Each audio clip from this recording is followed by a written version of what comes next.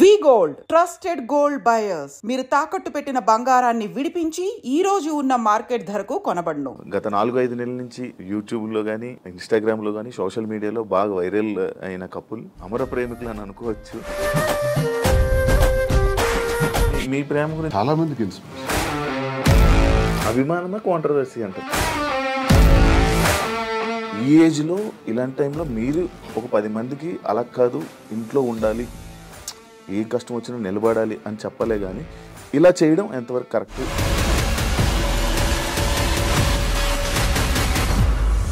ఇందులో 20 ఏళ్లలో మా గొడవ అదే గొడవ. కానీ ఈ టైంలో కూడా ఇది ప్రజల్లోకి రావడం కరెక్ట్. 100 మెట్లు దిగే నేను ఆమెకు అంగీకరించాను. అప్పటికీ కాంప్రమైజ్ కాలేదు. ఆ తర్వాత తాళం వేసేస్తున్నారు ఇంటికి. ప్యాంటు షర్ట్ గాడంట, లుంగి షర్ట్ గాడంట.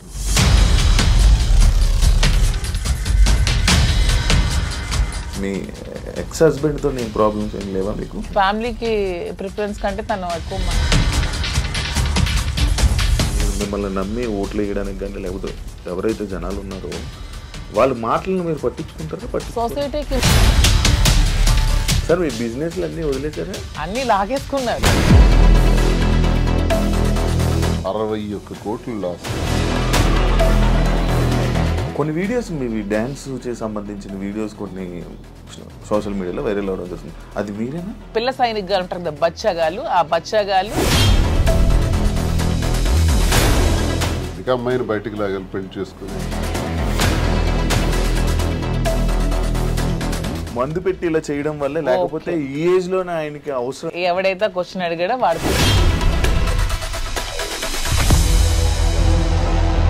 జాఫర్ గారికి ఇంటర్వ్యూ ఇచ్చిన టైంలో కూడా శ్రీనివాస్ గారిని ఎప్పుడు కూడా లంచాలు తీసుకోమని ఫోర్స్ చేస్తుంది, డబ్బు పిచ్చి. ఇతనికి నచ్చదు. అక్కడే మొదలయ్యేది వీళ్ళిద్దరికి గొడవ. దువ్వాడ శ్రీనివాస్ రాజకీయం అనే గ్రౌండ్ ఫీల్డ్ వదిలేడు. దయచేసి ఆ భ్రమల నుంచి బయటపడమని. ఎల్ అనే వర్డ్ ఏదైతే ఉందో, బూతు భార్య పిల్లల్ని అలా అందరి ముందు, మీడియా ముందు అలా అనడం కరెక్టా? నేను వెంటనే సో ఇది కూటమి ప్రభుత్వం ఈ అచ్చెన్నాయుడు సపోర్ట్ కాదంటారా? 29 ఆగస్టు 23.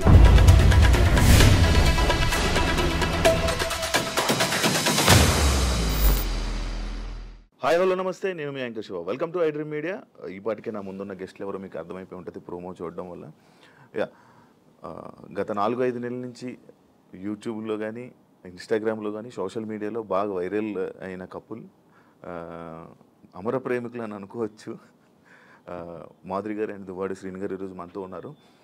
వాళ్ళిద్దరితో మాట్లాడి మనకి తెలియని విషయాలు తెలుసుకునే ప్రయత్నం అయితే ఈరోజు చేద్దాం. హాయ్ అండి, ఎలా ఉన్నారు?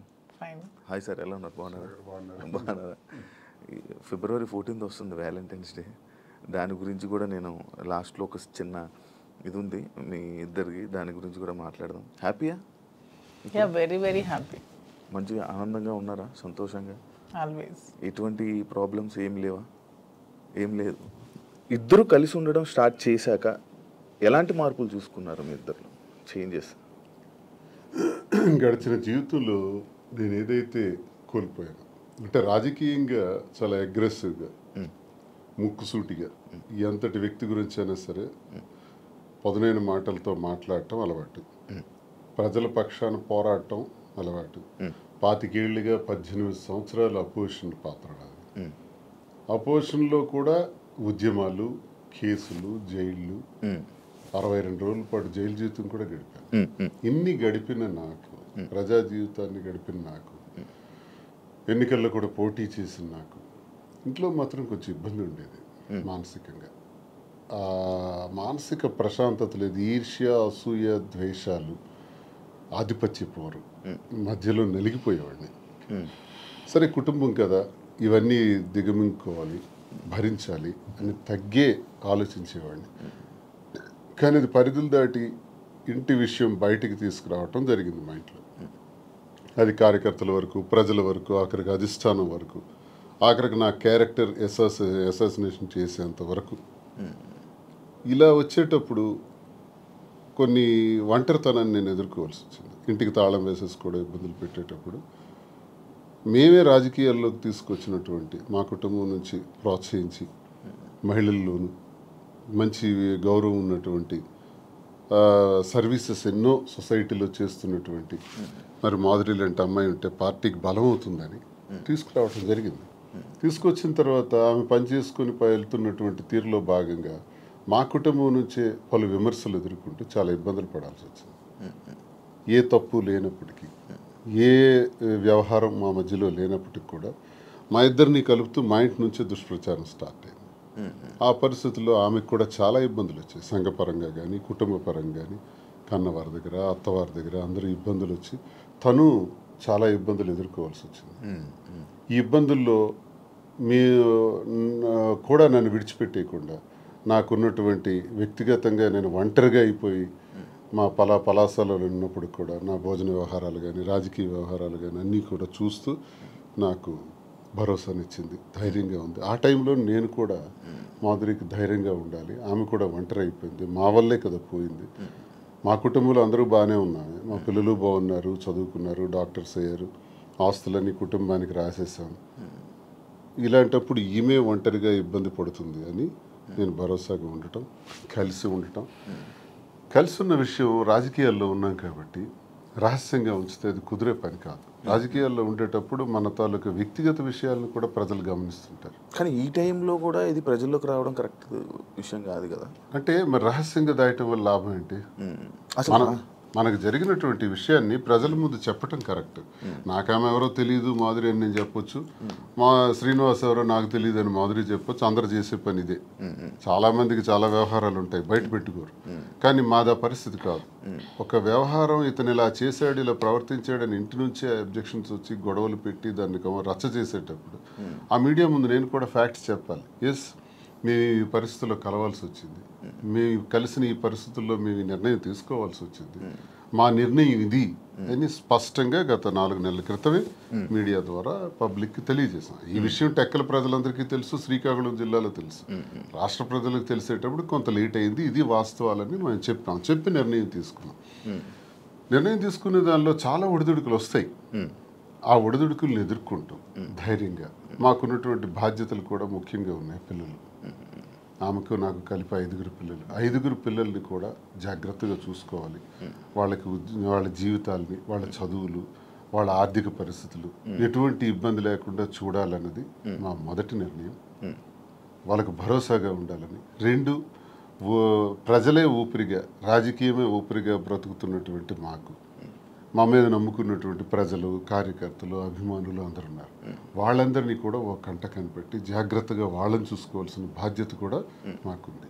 ఈ 2 నిర్ణయాలు తీసుకుని ఈ 2 సమపాళ్లలో చూసుకుంటూ ముందుకెళ్ళాలని మేము నిర్ణయం తీసుకున్నాం. సరే, చాలా హడిల్స్ ఫేస్ చేసాం. Now we are very happy. Actually ఇప్పుడు మీరు చెప్పిన విషయంలో ఇది చూసుకుంటే స్టార్టింగ్ మానసికంగా దానికి ఇంట్లోనే నాకు పీస్ఫుల్ లేకపోవడం వల్ల దీనివల్ల ఈ డిసిషన్ తీసుకోవాల్సి వచ్చింది. అంటే ఈ డిసిషన్ తీసుకున్నారా, లేకపోతే ఇంట్లోనే ఏమైనా అంతా మిమ్మల్ని బాధ పెట్టి ఇబ్బంది పెట్టి అంటే వాళ్ళే కావాలి అని అన్న వెర్షన్ కూడా కొన్ని వీడియోస్లో మనకు కనబడుతుంది. అంటే మిమ్మల్ని కావాలనుకుంటున్నారు, పిల్లలు కానీ లేకపోతే వైఫ్ కానీ కావాలనుకుని అంత ఫైట్ చేసినట్టు మాకు కనిపించింది. మళ్ళీ మీరు చెప్తుంది ఇంట్లో ఇలా ఇబ్బందులు ఉన్నాయి, అందుకు మానసికంగా నాకు లేకపోతే స్ట్రెస్ లేకపోతే ఇవన్నీ ఉండడం వల్ల నేను ఈ స్టెప్ తీసుకున్నాను అంటున్నారు. అంటే ఈ ఏజ్లో ఇలాంటి టైంలో మీరు ఒక 10 మందికి అలా కాదు, ఇంట్లో ఉండాలి, ఏం కష్టం వచ్చినా నిలబడాలి అని చెప్పలే, కానీ ఇలా చేయడం ఎంతవరకు కరెక్ట్ అనేది ఆడియన్స్. ఎంతోమంది జీవితాలకి ఎన్నో గొడవలు ఇలాంటివే నా దగ్గరికి వస్తే సర్దుబాటు చేసి సరిచేసి పంపినవాడిని. ఎన్నో కుటుంబాలను లైనప్ చేసేవాడిని. అది లైనప్ చేసే దానిలో ఆర్థిక ఇబ్బందులు ఉన్నా సరే వాళ్ళకి తోడ్పడి నిలబెట్టినటువంటి పరిస్థితి. నాకే ఇటువంటి పరిస్థితి వస్తాయి. ఇప్పుడు కుటుంబం అన్నాక, వివాహ జీవితం అన్నాక ఎన్నో సమస్యలు వస్తాయండి. ఆ సమస్యలన్నింటిని ఎదుర్కొనే ముందుకు అడుగు వెయ్యాలి. అదే కుటుంబ జీవితం అంటే, అదే వివాహ వ్యవస్థ అంటే. ఇవన్నీ బాగా తెలిసిన వాళ్ళని. కానీ నా పరిస్థితి ఏంటంటే ఆధిపత్య పోరు. ఇప్పుడు ఫర్ ఎగ్జాంపుల్ ఎమ్మెల్యేగా నేను పోటీ చేస్తుంటాను, ఆ టికెట్ నాకు కావాలి. వ్యాపారాల్లో పీక్స్కుంటాను, ఆ వ్యాపారం నా పేరును ఉండాలి. ఇది ఒక విచిత్రమైన కోణం అనమాట. కుటుంబం గురించి జరిగే చర్చ కాదు, ఆధిపత్యం గురించి జరిగే చర్చ. భర్త అయితే ఏంటి, భార్య అయితే ఏంటి అనుకుంటే గొడవే లేదు. ఉదాహరణకు రాజశేఖర రెడ్డి గారితో నేను అడుగులు వేశాను. విద్యార్థి దశ నుంచి ఆయనతోనే నా జీవితం ప్రారంభమైంది. నాకు జిల్లాకు కూడా పరిచయం చేసిన దువ్వాడ శ్రీనివాసన్ రాజశేఖర రెడ్డి గారు. సార్తో అంత చనువుగా ఉండేవాళ్ళం. పాదయాత్ర గట్టిగా ఆర్గనైజ్ చేశాను. ఆ పాదయాత్రలోనే హరిశ్చంద్రపురంలో నువ్వు పోటీ చేయి ఎర్రన్నాయుడికి వ్యతిరేకంగా నాకు టికెట్ కూడా డిసైడ్ చేసేసాను. చేసినప్పుడు సరేలేని ఇంకా నేను ఆ బిజీలో ఉంటుండగా వాణి తండ్రి రాజశేఖర రెడ్డి గారి దగ్గరికి వెళ్ళి ఆ టికెట్ మాకు ఇవ్వాలి, లేదంటే మేము ఇండిపెండెంట్గా వేస్తాం. అప్పుడు రాజశేఖర రెడ్డి గారు స్టేట్లో నా ఒక్కడికి ఒక బ్లాంక్ బీఫామ్ ఇచ్చారు. నీ పేరు రాసుకుంటావో నీ వాణి పేరు రాసుకుంటావో నీ ఇష్టం, కానీ ఏదైనా జరిగితే నిన్నే నేను అడుగుతా, ఎలక్షన్ గురించి నీతోనే మాట్లాడుతూ, you are the incharge of the constituency అన్నారు. సరే ఆ బాధ్యత అప్పచెప్పారు సార్ అని నేనేం చేశానంటే డి వాణి అని పేరు రాసి ఇచ్చాను. అది 2004 సంవత్సరం, ఇది 2024 సంవత్సరం. ఈ ఎన్నికల మధ్యలో 20 ఏళ్లలో మా గొడవ అదే గొడవ. ఆ గొడవ వల్ల మాకు మనశ్శాంతి ఉండేది కాదు ఇంట్లోకి అడుగు పెట్టంగానే. నేను చిత్తడి నేలల కోసం, రైతుల కోసం, మత్స్యకారుల కోసం, స్వదేశీ మత్స్యకారుల కోసం ఒక 7-8 సంవత్సరాలు ఉద్యమాల్లో ఉండేవాడిని. ఆ ఉద్యమాల్లో నా మీద కేసులు, 18 కేసులు, 62 రోజులు జైలు జీవితం, నా మీద ఫైరింగ్ ఆర్డర్స్, ఇదంతా ఒక జీవితం. వీటన్నింటికి కూడా ఇంట్లో నుంచి సపోర్ట్ ఉండేది కదా. జైల్లో ఉండేటప్పుడు కూడా నన్ను పరామర్శించడానికి కూడా వచ్చే పరిస్థితి ఉండేది కాదు. ఇవన్నీ అనుభవించినా నా గుండెల్లోనూ దాచుకున్నాను. లాస్ట్కి మాధురేనే అమ్మ ఇప్పుడు 28 ఏళ్ల నా జీవితంలో, 25 ఏళ్ల నా రాజకీయ జీవితంలో ఎప్పుడు నా దగ్గరికి మహిళలు రాలేదా? నేను ఎప్పుడైనా ఎవరితోనైనా అసభ్యంగా ప్రవర్తించానా? ఎవరితోనైనా అసభ్యంగా బిహేవ్ చేయలేదు కదా. మరి ఎందుకు ఇప్పుడే వచ్చింది నా మీద? ఎప్పుడు లేనిది ఇప్పుడెందుకు క్రియేట్ చేశారు? కేవలం ఇది రాజకీయంగా వాడుకోవాలి, అంటే నన్ను బదనాం చేయాలి. అంటే మీ ఇద్దరు రిలేషన్లో ఉన్నారని ఫస్ట్ రూమర్ స్టార్ట్ చేశారా? మీకు లేకపోయినా కూడా తను రాజకీయంగా వచ్చింది, నేను రాజకీయంగా ఉన్నాను. ఓకే, ఇలా వస్తున్న వాళ్ళందరి మీద రూమర్స్ క్రియేట్ చేసేయచ్చా? అది ఇంట్లో నుంచి క్రియేట్ అయితే ఎంత పెద్ద సమస్య అవుతుంది. అది తప్పని చెప్పకుండా ఒకటి టికెట్ కోసం ప్రాధాన్యత, టికెట్ కోసం ఒక ప్రయత్నం. ఈ ప్రయత్నాలు నేను ఎలా తట్టుకోవాలి? పిల్లల్ని అల్లారు ముద్దుగా పెంచి, గుండెల మీద పెంచి, ఒక స్థాయికి తీసుకొచ్చి, కుటుంబాని కోసం తలగ్గి, ఆఖరికి టికెటే కదా కావాలి. అధిష్టానాన్ని నేను రిక్వెస్ట్ చేసా, టికెట్ ఆమెకి ఇచ్చేయండి అన్నాను. నేనే తగ్గిపోయాను. అప్పుడు వాణికి అధిష్టానం ద్వారా టికెట్ నేనే ప్రకటింపజేశాను. కానీ మళ్ళీ ఆమె గ్రాఫ్ కోల్పోయిన తర్వాత మళ్ళీ ఆ టికెట్ నాకే రావటం, నేనే పోటీ చేయాల్సిన అవసరం వచ్చింది. సో 100 మెట్లు దిగే నేను ఆమెకు అంగీకరించాను. అప్పటికీ కాంప్రమైజ్ కాలేదే. ఆ తర్వాత తాళం వేసేస్తున్నారు ఇంటికి. ఆ ఇంటికి తాళం వేసేటప్పుడు తలుపులు తన్నుకుని లోపలికి వెళ్ళలేక కాదు, అసలు మనసులో ఏం నడుస్తుంది? టికెట్ కావాలని టికెట్ తీసుకున్నారు, ఇంటికి తాళం వేశారు, సమాజంలో అభాస్పాలు చేశారు. ఇంక నేను ఎలా బ్రతకాలి? కారులో 7-8 రోజులు పడుకున్నాను. ఆఖరికి మా మదర్ దగ్గర వెళ్ళి ఒక 1 ఏడాది కాలం పట్టున్నాను. ఇవన్నీ టెక్కల ప్రజలకు తెలుసు, ఇవన్నీ మీలాంటి వాళ్ళు ఎంతమందికి తెలుసు? ఇన్ని బాధలు పడిన తర్వాత, ఇంటికి తాళం వేసిన తర్వాత, మనసులో నేను ఉండకూడదు, శ్రీనివాస్ నాకు అక్కర్లేదు అనుకునేటప్పుడు నేనేం చేయగలను? అలాంటిది ఎలక్షన్ తర్వాత కూడా ఇంటి మీదకి వచ్చి, ఇంటి మీద కూడా గొడవ పెట్టి, అక్కడ నేను టెంపరీగా కొట్టుకుని ఇంటి మీద, నువ్వు ఇక్కడి నుంచి పోవాలి. కోరికలు ఏంటంటే టెక్కల నుంచి బయటకు పో, ఎక్కడైనా ఉండు, మాధురితో ఉంటావో ఇంకెలా ఉంటావో నాకు అనవసరం, టెక్కల్లో మాత్రం నువ్వు ఉండటానికి వీల్లేదు. ఇలాంటి విచిత్రం. ప్యాంటు షర్ట్ గాడు అంటాం, లుంగీ షర్ట్ గాడు అంటాం, వాడికి ఏముందని చెప్పటం, మేమే తిండి పెట్టి పోషించాం, వాడు ఒక పూర్ ఫ్యామిలీకి చెందినవాడు అంటాం. అవునండి, ప్యాంటు షర్ట్ లుంగీ షర్ట్ గాడు భార్య అంటే వాళ్ళ అమ్మని, మా అమ్మని తిట్టడం, మా తమ్ముళ్ళని తిట్టడం, కుటుంబాలని అవమానపరచడం ఎంత భరిస్తాం? మీరు మీడియాలోనే చూసారు ఈ మాటలన్నీ. ఇవన్నీ భరించుకుంటా, తల్లిని తిడితే భరించాలి, తమ్ముళ్ళని తిడితే భరించాలి, నన్ను అవమానపరిస్తే భరించాలి. ఇవన్నీ భరించుకుంటానే ఉన్నాను 28 ఏళ్ళు పిల్లల కోసం. కానీ మరి తనది రహస్యంగా ఉంచలే. అది 4 వాల్స్ మధ్య సెటిల్ అయి ఉంటే నిజంగా అభిమానంతో భర్తే కావాలని తను అనుకుని ఉంటే మాధురి ఇంట్లో ఉండేవారు, నేను నా ఇంట్లో ఉండేవాడిని. కథ ఇంతవరకు వచ్చి ఉండేది కాదు. పరిస్థితులు, ప్రభావాలే మమ్మల్ని ఇంతవరకు తీసుకొచ్చిన ఈ పరిస్థితుల్ని మనం రహస్యంగా ఉంచుకోకూడదు, ప్రజలకు చెప్పాలి.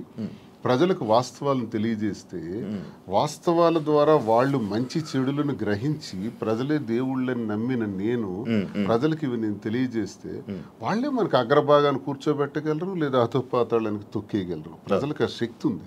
కాబట్టి ప్రజలకే చెప్తే నాకు న్యాయం జరుగుతుందని నేను నమ్మాను. నమ్మి ప్రజలకు మేమిద్దరం కూడా వాస్తవాలు తెలియజేస్తాం. ప్రజలు మా పరిస్థితికి ఇలా ఉండడానికి మా ఈ పరిస్థితులు, ప్రభావాలే కారణం. ఆ కారణం నేను ఒంటరి, తను ఒంటరి, రోడ్డు మీద నిలబడాల్సిన పరిస్థితులు వచ్చేటప్పుడు ఒకరికొకరు భరోసాగా నిలబడ్డాం. ఆ భరోసా ప్రేమగా మారింది. ఓకే, మీరు అప్పటికి ఒంటరిగా ఉండేవాళ్ళ, మీ హస్బెండ్ గారు ఉండేవాళ్ళ నేను విన్నాను. లేదు, పాలిటిక్స్కి వచ్చిన తర్వాత కొద్ది రోజుల తర్వాత ఏవి డిస్టర్బెన్సెస్ వల్ల నేను కొంచెం ఒంటరిగా ఉండడం జరిగింది. ఓకే, ఈయన గురించి ఒంటరిగా ఉండడం స్టార్ట్ చేశారు లేకపోతే లేదు, ఆవిడ వలన నేను నా ఫ్యామిలీకి దూరమే ఒంటరిగా ఉండటం జరిగింది. ఓకే, మీ ఎక్స్ హస్బెండ్తో ఏం ప్రాబ్లమ్స్ ఏం లేవా మీకు? ప్రాబ్లమ్స్ అంటూ పెద్దగా లేవు, కానీ డిస్టర్బెన్సెస్ అంటూ ఉన్నాయి. అంటే తను ఎప్పుడు ఫారెన్లోనే ఉంటారు, తను ఎప్పుడు ఇండియాకి రావడానికి ఇష్టపడేవారు కాదు. నాకు ఫారెన్కి వెళ్ళడం ఇష్టం లేదు, నాకు ఎప్పుడు ఇండియాలో ఉండటం ఇష్టం. సో మేము ఎంత రిక్వెస్ట్ చేసినా వచ్చేవాళ్ళు కాదు. ఫ్యామిలీకి ప్రిఫరెన్స్ కంటే తను ఎక్కువ మనీకి ప్రిఫరెన్స్ ఇచ్చేవాళ్ళు. మేము చాలాసార్లు అడిగాం, ఇలా నాకు లోన్లీగా ఉండడం ఇష్టం లేదు, మీరు వచ్చి ఫ్యామిలీతోనే ఉండండి అని. తను ఒప్పుకునే వాళ్ళు కాదు. సో అలా మా మధ్యన డిస్టర్బెన్సెస్ పెరిగాయి, వాని వల్ల ఇంకొంచెం పెరిగి ఇంక సెపరేట్ అవుదామని నిర్ణయించుకున్నాం. ఓకే, మీ ఇద్దరు కలవడానికి రీజన్ ఎవరు, అసలు ముఖ్య కారణం ఎవరు? అంటే మీ ఇద్దరు పరిస్థితులు ప్రభావాలు అవసరం. పరిస్థితులు ప్రేమ కాదా? ప్రేమ కూడా పరిస్థితుల వల్ల మేము కలిసిన తర్వాత మా మధ్యలో ప్రేమ మొదలైంది. ఓకే, ఆ ప్రేమ కోస్తా ఎక్కువైంది. పలాసలో నేను ఉండేటప్పుడు ఎలా పోతే నాకెందుకు, నా కుటుంబ రాజకీయాల్లో తీసుకెళ్లి నన్ను స్పాయిల్ చేశారు, నా క్యారెక్టర్ అసాసినేషన్ చేశారని వాళ్ళ ఇంట్లో తను ఉండిపోవచ్చు, లేకపోతే తను నిర్ణయం తీసుకోవచ్చు. ఇంకా నన్ను పాపం ఒంటరిని చేస్తారు, ఆయన వెళ్ళి పలాసలో ఉన్నాడు, ఎలా భోజనం చేస్తున్నాడు, ఎక్కడికి వెళ్తున్నాడు, ఆయన కార్లు ఏంటి, ఆయన మనుషులు ఏంటి, ఆయన ఎక్కడ ఉండాలి, ఇవన్నీ చూడవలసిన అవసరం తనకేంటి? ఏంటి అవసరం? నాకేమైనా ఆస్తులు ఉన్నాయా, అంతస్తులు ఉన్నాయా, లేకపోతే పవర్ ఉందా, లేకపోతే ఏముందని చెయ్యాలి. కానీ అక్కడ ఏంటంటే ఒక తోటి మనిషిగా అభిమానం చూపించింది తను.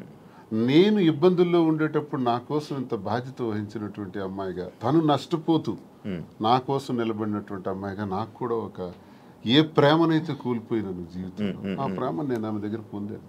సో ఇది నేను అనుకుంటాను గత జన్మ సుకృతం. ఏది కూడా ఊరికే రాదు, జన్మజన్మల అనుబంధం, అది కంటిన్యూషన్ వస్తుంది. గత జన్మలో అక్కడ తాగింది, ఇప్పుడు ఇక్కడతో కంటిన్యూ అవుతుంది. అని మీరు గత జన్మలో కూడా మనిషిగా వచ్చారంటారా? ఇప్పుడు రెండు ఉంటాయి సార్. కృష్ణ పరమాత్ముడు చెప్పినట్టు కర్మ సిద్ధాంతం ఒకటి ఉంటుంది. ABCD గత జన్మలో నేర్చుకున్నాం అనుకోండి, EFGHL ఎక్కడి నుంచి స్టార్ట్ చేస్తాం.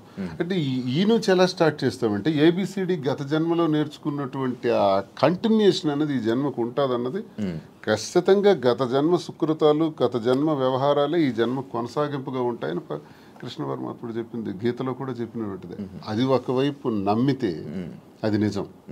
నేను కర్మ సిద్ధాంతాన్ని నమ్ముతాను కాబట్టి అది నిజం. లేదు సైంటిఫిక్గా వెళ్ళామనుకోండి, ఇట్స్ ఎ కెమికల్ రియాక్షన్, రసాయనిక చర్య. మనిషికి మధ్యన జరిగినటువంటి ఆలోచనలు, కలయికలు, ఆ పరిస్థితుల ప్రభావాలు బట్టి ఒక మనిషి మీద ఒక మనిషికి ఆకర్షణ, కోపము, వ్యతిరేకత, రకరకాల భావాలు ఎందుకు కలుగుతాయంటే రసాయనిక చర్యల వల్లే కలుగుతాయి. అలా అని కూడా అనుకోవచ్చు. సైన్స్ ఎప్పుడైనా కలగొచ్చు అంటారా? కలగచ్చు అంతే. ఏ మనిషి ఎప్పుడు ఎలా మారుతారో, ఎప్పుడు శత్రువులు అవుతారో, ఎప్పుడు మిత్రులు అవుతారో, ఎప్పుడు ఏ రకంగా మారుతాం అన్నది ఇదంతా మనిషికి మధ్య ఉండేది కెమికల్ బ్యాలెన్స్. అది ఇంబ్యాలెన్స్ అయితే ఇంకో రకంగా మారుతాం, వైలెంట్ గా మారుతాం. సైన్స్ ప్రకారం లేదు, కర్మ సిద్ధాంతం ప్రకారం వెళ్తే గత జన్మ సుకృతం. ఏదనుకున్నా మాది కెమిస్ట్రీ పరంగా చూసుకుంటే, సైన్స్ ప్రకారం చూసుకుంటే రసాయనిక చర్య, లేదు కర్మ సిద్ధాంతం ప్రకారం చూసుకుంటే గత జన్మ సుకృతం. ఓకే, మాధురి గారు, మీరు ఇద్దరు కలిసి ఉండడం స్టార్ట్ చేశాక మీలో ఉన్న మార్పులు ఏం చూసారు మీ జర్నీ? అంటే ఏ ఒంటరితనంతో నేను బాధపడ్డానో, ఏ ప్రేమ తక్కువై నేను సఫర్ అయ్యాను. మీకు కూడా ప్రేమ తక్కువైంది ఇంట్లో? మరి ఇద్దరు వేరేగా, ఒకరు ఫారెన్ లో ఒకరు ఇండియాలో ఉంటే ప్రేమ తక్కువ ఓకే ఉంటుంది. వైఫ్ అండ్ హస్బెండ్ అంటే దగ్గరగా ఉంటాయి కదా బాండ్ అనేది. అంటే లాంగ్ డిస్టెన్స్ లవ్ స్టోరీస్ అని ఇప్పుడు రీసెంట్ గా బాగా వైరల్. నాకు అలాంటివి నచ్చవు. కొంతమంది ఒక్కొక్క స్టోరీస్ నచ్చుతారు, మీకు లాంగ్ డిస్టెన్స్ స్టోరీస్ నచ్చవు. స్టోరీ లేదు. నాకు మాత్రం నా పక్కనే హస్బెండ్ ఉండాలనే ఫీలింగ్ తో ఉన్న అమ్మాయి నేనైతే మొదటి నుంచి ఉన్నాను. సో నాకు ఎవరైతే నేను శ్రీనివాస్ గారితో నా లైఫ్ స్టార్ట్ చేశానో, నా జర్నీ, అప్పటి నుంచి నాకు హ్యాపీనెస్ కానీ, మీరు అన్నట్టు నా ఒంటరితనం పోయి నాకు అంటూ ఒక తోడు దొరికింది, హ్యాపీగా ఉన్నాను. నన్ను వదిలే ఏ రోజు కూడా ఎక్కడికి ఇంతవరకు ఈ 4 yearsలో ఎప్పుడు ఎక్కడికి పోలేదు, ఎప్పుడు నాతోనే ఉంటారు. ఎక్కడికి వెళ్ళినా ఇద్దరం కలిసే ట్రావెల్ చేస్తాం, ఏ పనైనా ఇద్దరం కలిసే చేస్తాం. ఈవెన్ ఎలక్షన్ క్యాంపెయినింగ్ కానీ ఎక్కడికి వెళ్ళాలని అన్ని ఇద్దరం కలిసే చేస్తాం. నాకు చాలా హ్యాపీగా ఉంది. నేను కోరుకున్న జీవితం నాకు దొరికినట్టు అనిపిస్తుంది. మీ ఇద్దరి మధ్యన హ్యాపీగా ఉండొచ్చు, కానీ సొసైటీ కానీ లేకపోతే మీరు మిమ్మల్ని నమ్మి ఓట్లు వేయడానికి కానీ, లేకపోతే ఎవరైతే జనాలు ఉన్నారో వాళ్ళ మాటలను మీరు పట్టించుకుంటారా? సొసైటీకి మా వల్ల వచ్చిన ఇబ్బంది ఏంటి నాకు అర్థం కాదు. అంటే మీరు ఏం చూపిద్దామని అనుకుంటున్నారు? ఏం చూపిద్దాం? ఒక హస్బెండ్ తో డిఫరెంట్ ఒక అమ్మాయి, ఒక వైఫ్ తో డిఫరెంట్ అబ్బాయి కలిసి ఇంకొక పెళ్లి చేసుకుంటున్నాం. దానికి ఇంకేం చూపించాలనుకుంటున్నారు ఎవరైనా? దీంట్లో ఏం చూపిద్దాం అని మీరు అనుకుంటున్నారు? ఎందుకు మీరు అందరికీ మీకు ఇది నెగిటివ్ కనిపిస్తుంది? నాకు నా హస్బెండ్ తో డిఫరెన్సెస్ ఉన్నాయి, ఇతనికి ఈమె వైఫ్ తో డిఫరెన్సెస్ ఉన్నాయి. సో మా ఇద్దరం కలిపి ఒకటే అయ్యాం. దానిలో తప్ప ఉంది. ఎంతమంది సెకండ్ మ్యారేజ్ చేసుకోవట్లేదు, 3-4 పెళ్లిళ్ళు చేసుకుంటున్నారు. మేము 2వ పెళ్లి చేసుకున్నాం. దీంట్లో ఎందుకు అంత చెప్పకుండా చేసుకుంటున్నారు? 3 పెళ్లిళ్ళు 4 పెళ్లిళ్ళు చేసుకుంటున్నారు. పెళ్లిలో ఒకనే ప్రెగ్నెంట్లు చేస్తున్నారు, పిల్లల్ని కనేస్తున్నారు, వదిలేస్తున్నారు, వీధిని పడేస్తున్నారు. మేము అవేమీ చేయలేదు. మేము మాకు డిఫరెన్సెస్ ఉన్నాయి, వీళ్ళకి డిఫరెన్స్ ఉన్నాయి. మా పబ్లిక్ చెప్పాం, మా ప్రజలకు చెప్పాం, మా ప్రజలకు చెప్పే మేము మొన్న ఎలక్షన్ చేసాం. ఎలక్షన్లో నేనే దగ్గరుండి చేశాను. వాళ్ళకి అన్ని నా గురించి తెలుసు. మా ఇద్దరిని దగ్గరుండి చేసాం. మా పిల్లల్ని చూసుకున్నాం, వీళ్ళ పిల్లలు పెళ్లి చేస్తారు, వీళ్ళ పిల్లలు సెటిల్మెంట్లు చదివించుకున్నాం. మేము గాలికి వదిలేదు కుటుంబాలకి. వీళ్ళ కుటుంబానికి ఆస్తి మొత్తం ఇచ్చేస్తున్నాడు, రోడ్డు మీదకి వచ్చారు. నేను నా తల్లిదండ్రుల ఆస్తితో నేను ఉన్నాను. నేను హస్బెండ్ నుంచి ఇంతవరకు నేను ₹1 కూడా నేను తీసుకోలేదు ఇంతవరకు. నేను నా పిల్లలు కానీ నాకు కానీ నా పేరెంట్స్ నాకు ఏమైతే నాకు ఆస్తి నాకు వచ్చిందో ఆ యాన్సిస్ట్రల్ ప్రాపర్టీస్ మాత్రమే నేను నాకుతో పెట్టుకున్నాను. మీ ఎవరికి మేము ఏం బాధ పట్టుకున్నా, ఎవరికి ఎందుకు మేమేం దీనివల్ల ఎవరై సఫర్ అయ్యేది ఏముంది? తిరిగి పైగా మా కార్యకర్తలు మా ప్రజలు మీరు వచ్చి మైక్ పెట్టండి చాలా చాలా హ్యాపీగా ఉన్నారు. ఎందుకంటే శ్రీనివాస్ గారి ఇంటికి వెళ్ళినప్పుడు ఏదైతే వాళ్ళకి లోటు ఉండేదో, అంటే వాణి సరిగ్గా చూసుకునేది కాదు, ఈవెన్ మంచినీళ్ళు కూడా ఇచ్చేది కాదు. హస్బెండ్కే చూడదు ఆమె, ప్రజలకి ఏం చూస్తుంది? ఇప్పుడు అదేమీ లేదు. నేను ప్రతి ఒక్క కార్యకర్తకి బాగా చూసుకుంటానని వాళ్ళకి నమ్మకం కలిగి నా దగ్గర రావడం స్టార్ట్ చేశారు. నాతో ట్రావెల్ చేస్తున్నారు, నన్ను అభిమానిస్తున్నారు, ఆదరిస్తున్నారు, నన్ను అమ్మలాగా చూసుకుంటున్నారు అందరూ కూడా. ఇప్పుడు 22లో ఈ గొడవ స్టార్ట్ అయింది. 24లో నేను ఎమ్మెల్యే పోటీ చేశాను. నా మీద పోటీ చేసి గెలిచినటువంటి అచ్చెన్నాయుడు రాష్ట్ర తెలుగుదేశం పార్టీ అధ్యక్షుడు ఎన్నికల ముందు ఏం చెప్పాడు? రాష్ట్రంలో హైయెస్ట్ మెజారిటీ నాదే, అబౌట్ 70,000 ఓట్స్ అన్నాడు. నిజానికి కూటమి ప్రభుత్వంలో ఎవడు నామినేషన్ వేసినా 40,000, 50,000, 60,000తో గెలిచారు. మా జిల్లాలోనే 4 ఎమ్మెల్యేలు కొత్తోళ్ళు, మొక్కం తెలియనోళ్ళు కూడా, ధర్మాన ప్రసాద్ లాంటి వ్యక్తి మీద కూడా 3 రోజుల ముందు వచ్చి నామినేషన్ వేసి 54,000 మెజార్టీతో గెలిచాడు. మరి అచ్చెన్నాయుడు ఎంతతో గెలవాలి? కనీసం 70తో గెలవాలి కదా. 30, నా 73,000 ఓట్లు. ఇవన్నీ తెలిసి ప్రజలు నాకెందుకు ఇంకా నైతికంగా బలంగానే ఉంచారు. నైతికంగా అచ్చెన్నాయుడు ఓడిపోయినట్టే. కిందోళ్ళందరికి ఒక్క 15 రోజుల ముందు వచ్చిన వాళ్ళందరికి కూడా 40,000, 50,000 మెజారిటీలు వచ్చి నీకేం 30,000? అంటే ప్రజలే 1,000 వ్యతిరేకించుంటే అచ్చెన్నాయుడికి 70,000 రావాలి కదా. ఇంత వేవ్లో కూడా అచ్చెన్నాయుడు అతి తక్కువ ఓట్ల తేడాతో గెలిచాడు కదా. సో నేను గతసారి ఎంపీకి పోయినా 3,100 తేడా నాది. వాళ్ళకి మాకు ఎప్పుడు వెరీ లెస్ మార్జిన్, 3,000, 3,500. సో వీడు ఇలాంటోడు సంఘ వ్యతిరేకమైన పని చేసాడు, కొట్టండి అనుకుంటే నాకు 20-30,000 ఓట్లకి తగ్గి కుదించేసి ఆయనకు 1,00,000 మెజారిటీ ఇవ్వచ్చు. జరగల ఇంత వేవ్లో కూడా. అదే మాకు ప్రజల్లో. అయినా పర్సనల్ లైఫ్ ని ప్రైవేట్ లైఫ్ కి ఏంటి సంబంధం అండి? ఇది మా ఫ్యామిలీస్ మధ్యలో ఉన్న డిస్టర్బెన్సెస్ తో మేము ఒకటే. పర్సనల్ లైఫ్ ప్రైవేట్ రహస్యంగా ఉంటూ అబద్ధాలు ఎవడైతే ఆడతాడో వాడు దొంగ. పర్సనల్ లైఫ్ ను ఓపెన్ గా తెరచిన పుస్తకంలో జనం ముందు చెప్పేస్తే దొంగలు ఎలా అవుతాము? వాస్తవం చెప్పిన వాళ్ళు అవుతాం. ప్రజలే గుర్తించారు, ప్రజలే గౌరవిస్తున్నారు. ఈ రోజు మాకున్న గౌరవం పెరిగింది సమాజంలో. ప్రతి ఒక్కళ్ళు ఎక్కడ చూసినా సార్ ఒక సెల్ఫీ అంటారు. కార్లను ఓవర్టేక్ చేసుకుని పరిగెట్టుగా స్పీడ్గా వచ్చి ఫోటో కావాలని అడుగుతున్నారు. డాక్టర్స్, ఇంజనీర్లు, పెద్ద పెద్ద ఎంప్లాయీస్, ఉన్నత స్థాయి వాళ్ళు, పోలీస్ ఆఫీసర్స్, పెద్ద పెద్దోళ్ళు కూడా. ఒక పెద్ద ఆఫీసర్ అయితే మొన్న చేయి తీసుకొని గుండె మీదలో పెట్టుకుని పెద్దగా ఊపిరి తీసాడు. ఏం సార్ ఏంటి అంత ఎమోషన్ అవుతున్నారు? ఏంటంటే మీరంటే నాకు ఇష్టం సార్. ఆయన ఏం అర్థం చేసుకున్నారు? పెద్ద ఆఫీసర్. ఇంకా చాలా మంది పేర్లు చెప్పకూడదు. వాళ్ళు ఏం అర్థం చేసుకున్నారు? ప్రతి ఒక్క జీవితంలో కూడా కథ ఉంది. ఆ కథ చాలా మంది చెప్పలేక భరిస్తున్నారు. మేము చెప్తాం. ఇప్పుడు మీరు ఇన్స్పిరేషన్ అంటారు, చాలా మందికి ఇన్స్పిరేషన్. ఆవేశం ఎలా వస్తుంది? వాళ్ళ కళ్ళల్లో ఆర్ద్రత ఎలా వచ్చింది? ఆ సంతోషం ఎలా వచ్చింది? 1,600 ఉన్నటువంటి యూట్యూబ్ మా ఫాలోవర్స్ ఈ రోజు 1,00,000 దాటారు. 1,45,00,000 వ్యూవర్షిప్ ఎలా వచ్చింది? ఇదంతా ఎక్కడి నుంచి వచ్చింది? అభిమానంతో వస్తుంది. అభిమానమే కాంట్రవర్సీ అంటారు. కాంట్రవర్సీ ఎందుకు రావాలంతా? ఫాలో అప్ చేయాలి. న్యూస్ కదా, లేటెస్ట్ న్యూస్ కదా, లేటెస్ట్ రెండు ఉంటాయి. ప్రతి ఒక్కరికి 2 ఉంటాయండి. ఎవరికైనా 2 కోణాలు ఉంటాయి. ఏ మనిషికైనా సరే విమర్శలు ఉంటాయి, పొగడ్తలు ఉంటాయి, రెండు ఉంటాయి. అవన్నీ బ్యాలెన్స్ చేసుకొని వెళ్తేనే జీవితం. రావణుడిని మెచ్చింది ప్రజలే, రాముడిని మెచ్చింది ప్రజలే, రెండు ప్రజలే. మీకు రావణుడు ఇష్టం ఉండొచ్చు, నాకు రావణాసుడు అంటే ఇష్టం. ఎవరి లైఫ్ స్టైల్ వాళ్ళది. నాకు రావణాసుడు హీరో, నేను హీరోగా చూస్తాను. సార్కి రాముడు అంటే హీరో. అది ఎవరి ఇష్టం వాళ్ళది. ఎలా చూస్తున్నారు? రాముడు అనుకుంటున్నారు, రావణాసుడు. నేను డిఎస్ఏ అనుకున్నాను. డిఎస్ కి ఒక బ్రాండ్ ఉంది, దువ్వాడ శ్రీనివాస్ అంటే ఒక బ్రాండ్. ఎవరితో కంపేర్ చేయను, ఈ స్పెషల్ అంటే. సార్ మీ బిజినెస్ అన్ని వదిలేసారా? వదిలేదు, అన్ని లాగేసుకున్నారు. మేమేం బిజినెస్ వదిలేదు. మైన్స్ నాది 25 years నుంచి మైన్స్ కంపెనీ. ఎప్పుడు మైన్స్ ప్రపంచ స్థాయిలో కూడా ఐకాన్ బ్రౌన్ గ్రానైట్ ఓనర్ గా మంచి పేరు ప్రఖ్యాతులు సంపాదించాం. మైన్స్ లో బాగా పీక్స్ కి వెళ్ళాను. ఈ గవర్నమెంట్స్ లో గవర్నమెంట్ ఉంటే ఒకలాగా, లేకపోతే రిజల్ట్ రోజు ఈవినింగ్ లాగేసుకున్నాం. 4వ తారీఖు ఎన్నికల ఫలితాలు వచ్చాయంటే ఆ సాయంత్రం కల్లా నా మైన్ ఒక్కసారి కొట్టి పంపించేశారు. ఈ రోజు వరకు పర్మిట్స్ ఇవ్వట్లా. 61 కోట్లు లాస్ సడన్ గా గవర్నమెంట్ రావటం వల్ల కూటమి ప్రభుత్వంలో అచ్చెన్నాయుడు వీళ్ళు టార్గెట్ పెట్టారు.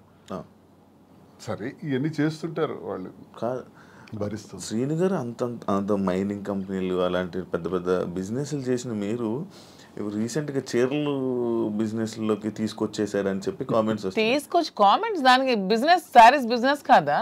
ఏదైనా బిజినెస్ ఏనండి. దానిలో కామెంట్ చేయడానికి ఏముంది? ఇప్పుడు శ్రీనివాస్ గారు ఎప్పుడు మైన్స్ బిజినెస్, తను ఫస్ట్ నుంచి కూడా. పర్లాకిమిడిలో వరల్డ్ ఫేమస్ మెటీరియల్ తను అక్కడ ఉంది. పర్లాకిమిడిలో తను క్వారీ చేశారు. ఆ క్వారీని కూడా ఇలా లిటిగేషన్స్ పెట్టి కేసులు పెట్టేసి ఇతను ఓడిపోగానే వాళ్ళ పార్టీ రాగానే టీడీపీ హయాంలో క్లోజ్ చేసేసారు. దాన్ని నిలదక్కుని పాపం మళ్ళీ కొత్తగా టెక్కల్లో స్టార్ట్ చేశారు. దాన్ని కూడా మొన్న రిజల్ట్ రోజు ఈవినింగే మొత్తం కూల్ చేశారు. కోర్టులో కాంట్రాక్ట్స్ వర్క్స్ చేశాం మేమిద్దరం, దాన్ని ఆపేశారు. సో ఇంకేం చేయాలి? నాకు ముందు నుంచి కూడా ఈ శారీస్ విషయంలో నాకు ఒక ప్యాషన్ ఉంది. నాకు ఒక ఫ్యాషన్ మీద ఒక ప్యాషన్తో, ఇంట్రెస్ట్తో నాకు ఈ శారీ స్టోర్ పెట్టాలని ఎప్పటి నుంచో ఆలోచన ఉంది. దట్టు ఈ శారీస్ బిజినెస్ ఏంటి, పాలిటిక్స్కి సంబంధం లేకుండా ఉండే బిజినెస్, పీపుల్కి మాకు, పబ్లిక్కి మాకు రిలేటెడ్గా ఉండే బిజినెస్ అనేది ఈ శారీస్ బిజినెస్. ఎందుకంటే మేము పబ్లిక్ ఎంత ఫెయిర్గా ఉంటే వాళ్ళు నచ్చితే మా దగ్గరికి వస్తారు, కొనుక్కుంటారు, వెళ్తారు. సో దీనిలో పొలిటికల్ ఇంటర్ఫీరెన్స్ అంటూ ఏమీ ఉండదు. సో అందుకని నేను శ్రీనివాస్ గారికి ఇంతవరకు మనం మైండ్స్ ఇవన్నీ చేసాం, చేసి ఎప్పుడు కోల్పోతూనే ఉన్నాం, ఎప్పుడు కూడా నిలదొక్కుకోలేదు. ఈ 4 years లో కూడా 30-40 crores వరకు పెట్టాం, లాస్ అయిపోయాం. మళ్ళీ ఇదే స్టార్ట్ చేసాం. మళ్ళీ నెక్స్ట్ టైం పార్టీ వస్తుందో రాదో, మళ్ళీ ఏమవుతుంది, పొలిటికల్గా ఇబ్బంది పడుతున్నాం. కాబట్టి ఇదన్నిటికీ డిఫరెంట్గా మనం తెలంగాణ అంటే ముందు నుంచి శ్రీనివాస్ గారికి నాకు హైదరాబాద్ మా ఫేవరెట్ ప్లేస్, మా ఇద్దరికి కూడా. హైదరాబాద్ ప్రజలు కూడా చాలా మంచి మనసున్న మనుషులు, ఎవరు వచ్చినా ఆదరిస్తారు. బ్రతకడానికి బ్రతుకు తెరువునిస్తుంది హైదరాబాద్. అదొక చాలా పెద్ద ప్రపంచం హైదరాబాద్ అనేది, చాలా మందికి లైఫ్ని ఇస్తుంది. సో ఈ ప్లేస్ని మనం చూస్ చేసుకుందాం. నేను కంపేర్ టు నాకున్న ఫ్యాన్ ఫాలోయింగ్లో ఒక 10% ఆంధ్రాలో ఉంటే 90% నాకు హైదరాబాద్లోనే ఉన్నారు. అంత మంచిగా నన్ను ఆదరిస్తున్నారు. సో మనం ఫస్ట్ బిజినెస్ హైదరాబాద్లో స్టార్ట్ చేద్దాం. నాకు ఇంట్రెస్ట్ ఉంది, మీరు కొంచెం సపోర్ట్ చేయండి. అపార్ట్ ఫ్రమ్ యువర్ పాలిటిక్స్ నా కోసం ఒక 10% టైం మీరు కేటాయించి బ్యాక్ ఎండ్లో ఉంటూ నాకు సపోర్ట్ చేయండి అని చెప్పాను. చెప్పగానే శ్రీనివాస్ గారు కూడా దీనికోసం మేము 5-6 months నుంచి దీని మీద మేము వర్కౌట్ చేసాం. కొన్ని షాప్స్కి తిరిగాం. వీవర్స్ ప్రైస్ కంటే కూడా వీళ్ళు ఎక్కువ ప్రైస్కి అమ్ముతున్నారు షాప్స్, రిటైలర్స్. అవన్నీ బ్రేక్ డౌన్ చేసి పబ్లిక్కి మనకు గుడ్ రిలేషన్షిప్లా ఉండాలనే ఆలోచనతో డైరెక్ట్గా వీవర్స్ దగ్గరికి వెళ్ళి మాట్లాడి మేమే మగ్గాలు అవి ఏర్పాటు చేసుకొని మేమే మెటీరియల్ ఇస్తూ వీవర్స్ని కూడా బ్రతికిద్దామనే ఆలోచనతో వాళ్ళతో శారీస్ మేమే దగ్గరుండి వీవింగ్ చేయించుకొని ఆ ఓవెన్ శారీస్ని పెట్టి మేము శారీ స్టోర్ పెట్టి ఓపెన్ చేసి ప్రజలందరికీ కూడా క్వాలిటీతో అండ్ తక్కువ ప్రైస్లో ఇద్దామని నిర్ణయించుకొని ఈ శారీ స్టోర్ అనేది ఓపెన్ చేస్తున్నాం. ఫస్ట్ బ్రాంచ్ మదీనాగూడలో స్టార్ట్ చేస్తున్నాం. విత్ ఇన్ 3 months జూబ్లీ హిల్స్లో స్టార్ట్ చేస్తాం. విత్ ఇన్ ఇంకొంచెం రోజుల్లో ఇంకొక 4-5 బ్రాంచెస్ కూడా ఎస్టాబ్లిష్ చేయాలన్న ఆలోచనతోనే ఉన్నాం. అంతేగాని శారీస్ బిజినెస్ అనేది తక్కువగా చూడండి, చూడడానికి కాదు. అంటే ఒక మంచి గ్రేట్ లీడర్ శ్రీకాకుళంలో, మంచి దువ్వాడ శ్రీను గారు అంటే మంచి నేమ్ ఉంది. అంత లీడర్లా ఉండేవాళ్ళు. ఆయన నోట్లో నుంచి ఎప్పుడు లైక్ జనాల దగ్గరికి వెళ్ళి అవి ఇవి వినేవాడు. కాకపోతే మైనింగ్ కంపెనీ బిజినెస్ చేసేవారు, ఒక మంచి బిజినెస్ మ్యాన్ అనుకునేవాళ్ళం. కానీ అలాంటి ఆయనతో నోట్లో నుంచి మేము ఇలా శారీ బిజినెస్ చేయబోతున్నాం నా కోసం ఇలా చెప్తుంటుంటే ఎలా ఉండే ఆయన్ని ఎలా చేశారు, ఎలా ఉండే ఆయన ఎలా చేయడం. బిజినెస్ అనేది ఏదైనా బిజినెస్, అది ఏదైనా చిన్న ప్రొడక్ట్ అయినా పెద్ద ప్రొడక్ట్ అయినా బిజినెస్ అనేది బిజినెస్ కింద క్యాలిక్యులేట్ చేయాలి. అది చీర జాకెట్టా లేకపోతే ఇంకేంటా అని చూడకూడదు. బిజినెస్ నాకు దీంట్లో ఇంట్రెస్ట్ ఉంది, ఇంతవరకు మైండ్స్ లో అతనికి ఇంట్రెస్ట్ ఉంది, మైండ్స్ వల్ల కోల్పోయాం. సో నా ఇంట్రెస్ట్ ఒకసారి వచ్చి చూడండి, చేద్దాం. మీకు తనకి ప్రజలే ఇష్టం, తనకి ప్రజాజీవితం ఇష్టం, ఇది కూడా ప్రజలకు లింకప్ అయ్యేది. మా కింద 100 మంది పనిచేస్తారు, మా ప్రజా సంబంధాలు ఇంకొంచెం బాగుంటాయి, ఇంకొంచెం మనకి పీపుల్ తో బాండింగ్ పెరుగుతుంది. వాళ్ళు కూడా మనం తక్కువ ప్రైస్ కి ఇస్తే ఓకే, శ్రీనివాస్ గారు మాజీ దగ్గరికి వస్తే మనకు తక్కువ ప్రైస్ కి శారీ వస్తుందని గుడ్ విల్ మనకు వస్తే చాలు, కోట్లు సంపాదించాల్సిన అవసరం లేదనే ఉద్దేశంతో శారీ స్టోర్ ఓపెన్ చేస్తాం. ఓకే, అంటే ఈ బిజినెస్కి దువ్వాడ గారు 3-4 కోట్లు ఎంతో ఇచ్చారు, ఆయన డబ్బులు ఇచ్చి ఈ బిజినెస్ కోసం శ్రీనివాస్ గారు ఎవరేమనుకున్నా నాకు అనవసరం. శ్రీనివాస్ గారు అన్ని ఆస్తులు వానికి రాసిచ్చేసి వచ్చేసారు. With empty hands he came out. అక్కడి నుంచి మా లైఫ్ని మళ్ళీ మేము ప్రారంభించుకున్నాం. దీనికోసం మా పేరెంట్స్ ఇచ్చిన ప్రాపర్టీస్ మాత్రమే నేను సేల్ చేసి బిజినెస్లో పెడుతున్నాను. అలానే నాది వేరు శ్రీనివాస్ గారు వేరని మాకు లేదు. మీరు అడిగిన క్వశ్చన్కి ఆన్సర్ చెప్పాం. మా ఇద్దరు తన దగ్గర ఎన్ని కోట్లున్నా నాకు ఇస్తారు. ప్రెసెంట్ లేవు, లాగేసుకున్నారు అందరూ, ఉంటే నాకు ఇస్తారు ఖచ్చితంగా. సో నా దగ్గర ఉన్న ప్రతిదీ అతనిదే. మా ఇద్దరి మధ్యలో నీది నాది అనే తేడా లేదు. అయినా మా ఇద్దరు ఇప్పుడు మొగుడు పల్లాలి. మా ఇద్దరు నాదైనా ఒకటి అతనిదైనా ఒకటి, ఎవరికి సంబంధం లేదు. ఎవరు డబ్బులు పెడితే మీకేంటి ప్రాబ్లం? మీ బిజినెస్ చేస్తున్నావా, మంచి ప్రొడక్ట్ అందిస్తున్నావా అనేది మీరు చూడండి. డబ్బు గురించి ఆయనకి దగ్గర అయ్యారని కూడా టాక్. అది ఫేక్ అదే చెప్తున్నాను కదా. మీరు కావాలంటే అన్ని మొత్తం డాక్యుమెంట్స్ అవన్నీ వెనక్కి తీసుకోండి, ఆస్తులన్నీ రాసిచ్చి తను చెప్తున్నాను 0 బ్యాంక్ బ్యాలెన్స్ తో వచ్చారు నా దగ్గరికి. అందుకే నేను అంటున్నాను, మా బంధం మీరు ఎన్ని కామెంట్ చేసుకున్నా మాది 100% ప్యూర్ లవ్. ఎందుకంటే నేను అతని నుంచి ఏది ఆశించలేదు, 1 రూపాయి ఆశించలేదు. అతను పదవిలో లేరు, నేను పదవిని ఆశించడానికి, అతను డబ్బులు లేవు, డబ్బు ఆశించడానికి. ఏమి ఆశించుకున్నా 100% అతని మనసు, అతని వ్యక్తిత్వం, అతని హానెస్టీ, అతని హంబుల్నెస్ ఇవే చూసి నేను ఇష్టపడ్డాను. దాంతోనే ఇప్పుడు కలిసి ఉన్నాం. అతని దగ్గర ఏ ఆస్తులు లేవు, అన్ని బాణీకి ఇచ్చేసి వచ్చేసారు. ఇటీవల కాలంలో ఒక 2 కోట్ల రూపాయలు విలువైన 2.5 కోట్ల విలువైనటువంటి ఒక అసెట్ విశాఖపట్నంలో అమ్మారు. అలాగే శ్రీకాకుళంలో కూడా కొన్ని ల్యాండ్స్ అమ్మారు. అమ్మి ఈ డబ్బులన్నీ కూడా అక్యుములేట్ చేసి ఈ బిజినెస్. మా ఫాదర్ నాకు ఇచ్చిన ప్రాపర్టీస్ అన్ని నేను ఇప్పుడు అమ్మేశాను. ఎప్పటి నుంచో మా ఫాదర్ నాకు ఇచ్చే 2009 నుంచి అవి నా పేరు మీద ఉన్నవి. ఇప్పుడు బిజినెస్ కోసం నేను అమ్మేసి మరి బిజినెస్ స్టార్ట్ చేశాను. అంటే మీరు స్టార్టింగ్ అంటే ఆయనకి పరిచయం అవ్వక ముందు నుంచి, రాజకీయంలోకి రాకముందు నుంచి మీరు మేము ఫైనాన్షియల్ గా వెల్ సెటిల్డ్. మా ఫాదర్ వాళ్ళు వెల్ సెటిల్డ్, మా హస్బెండ్ వాళ్ళు కూడా వెల్ సెటిల్డ్. అన్ని వెల్ సెటిల్డ్ ఫ్యామిలీ ఫైనాన్షియల్ గా. మాకు ఫైనాన్షియల్ గా ప్రాబ్లమ్స్ కానీ ఏమి కూడా లేవు, ఎప్పుడు కూడా లేవు. వెల్ సెటిల్డ్ ఫ్యామిలీనే. ఇప్పుడు వీటి కోసం మేము ఆస్తులు అమ్మాల్సి వచ్చింది, లేకపోతే ఆస్తులు అమ్మాల్సిన అవసరం కూడా లేదు. ఎందుకంటే ఎలక్షన్ లో ఉన్న డబ్బులు కొంచెం ఉంటే అవి కూడా కోల్పోయాను. మా ఇద్దరు ఉండడానికి ఇల్లు కూడా కట్టుకున్నాం, దానికోసం కొంచెం డబ్బులు పెట్టవలసి వచ్చింది. సో ఇప్పుడు మళ్ళీ బిజినెస్ స్టార్ట్ చేయడానికి ఈ ప్రాపర్టీస్ అమ్మాల్సి వచ్చింది. లైక్ అంటే ఈ కామెంట్స్ రావడానికి గల రీజన్స్ ఏంటంటే, మీరు అది కొన్ని వీడియోస్ మీ డ్యాన్స్ చే సంబంధించిన వీడియోస్ కొన్ని సోషల్ మీడియాలో వైరల్ అవ్వడం జరుగుతుంది. అది మీరేనా? అది ఇప్పటికీ చెప్తున్నాను, అది నేను కాదు. అసలు ఆ మనిషి కూడా నా అలాగ లేదు. అది ఎందుకు ఎవరికి అనిపించిందో, ఎవరికి పెట్టాలనిపించిందో కావాలనే కూటమి ప్రభుత్వం వాళ్ళే ఖచ్చితంగా దీన్ని ఈ పిల్ల సైనికులు అంటారు కదా, బచ్చగాళ్ళు, ఆ బచ్చగాళ్ళు ఈ కొంతమంది కలిపి ఐటీడీపీ అని ఇదొన్న పేజ్లో పెట్టి అనవసరంగా ట్రోల్ చేశారు. అలానే డాన్స్ చేసే అమ్మాయిని నేనేం కామెంట్ చేయట్లేదు. నాకు రికార్డింగ్ డాన్స్లు, నాకు స్టేజ్ల మీద డాన్స్ చేసుకోవాల్సిన అవసరం నాకైతే ఎప్పుడూ లేదు. ఎనీబడి కెన్ ప్రూవ్ చేసుకోండి. సార్ అప్పుడే చెప్పారు, ప్రూవ్ చేసుకుంటే నేను 1 crore rupees వాళ్ళకి గిఫ్ట్ ఇస్తానని. మొన్న ఛానల్లో కూడా నాకు అవసరం లేదు. అలానే నేను ఒకటే చెప్తున్నాను, ఎవరు బ్రతుకుతారు కోసం వాళ్ళు చేసుకుంటారు. ఇదే డాన్స్ స్టేజ్ మీద పబ్లిక్ గా బట్టలు ఇప్పి చేస్తున్నారు, వాళ్ళేమో హీరోయిన్లు అంటున్నారు. స్టేజ్ మీద చేస్తే స్టేజ్ రికార్డింగ్ డాన్సర్లు అన్నారు, నానా రకాల పేరు పడుతున్నారు. నేను ఎవరు అమ్మాయిని కామెంట్ చేయట్లేదు. నాకైతే మీరు వెళ్ళి మా ప్లేస్ లో ఎంక్వైరీ చేసుకోండి, నేను పుట్టిన ప్లేస్ లో, మా అత్తగారి ప్లేస్ లో. ఈ విమర్శలు చేసేవాళ్ళు ఎవరైనా ఆ అమ్మాయి మాధురి అని ప్రూవ్ చేస్తే 1 crore ఇస్తాం. ఒకవేళ వాళ్ళు ప్రూవ్ చేయలేకపోతే వాళ్ళు సరెండర్ అవుతామంటే అమ్మాయి ఎవరో కూడా మేమే తెచ్చి పెడతాం. ఎందుకు అమ్మాయిని బయటకు లాగాలి, పెళ్లి చేసుకునే హ్యాపీగా ఉంది కాబట్టి. మాకు అమ్మాయి తెలుసు, అది ఏ రికార్డింగ్ డ్యాన్స్ ట్రూపో కూడా తెలుసు. కానీ అలాగ అమ్మాయినే మాధురి అని చూపించిన వాళ్ళకి నేను అంటున్నాను, 1 crore మీకు బహుమానం కింద ఇస్తాను, దయచేసి అది ప్రూవ్ చేయండి అంటున్నాను.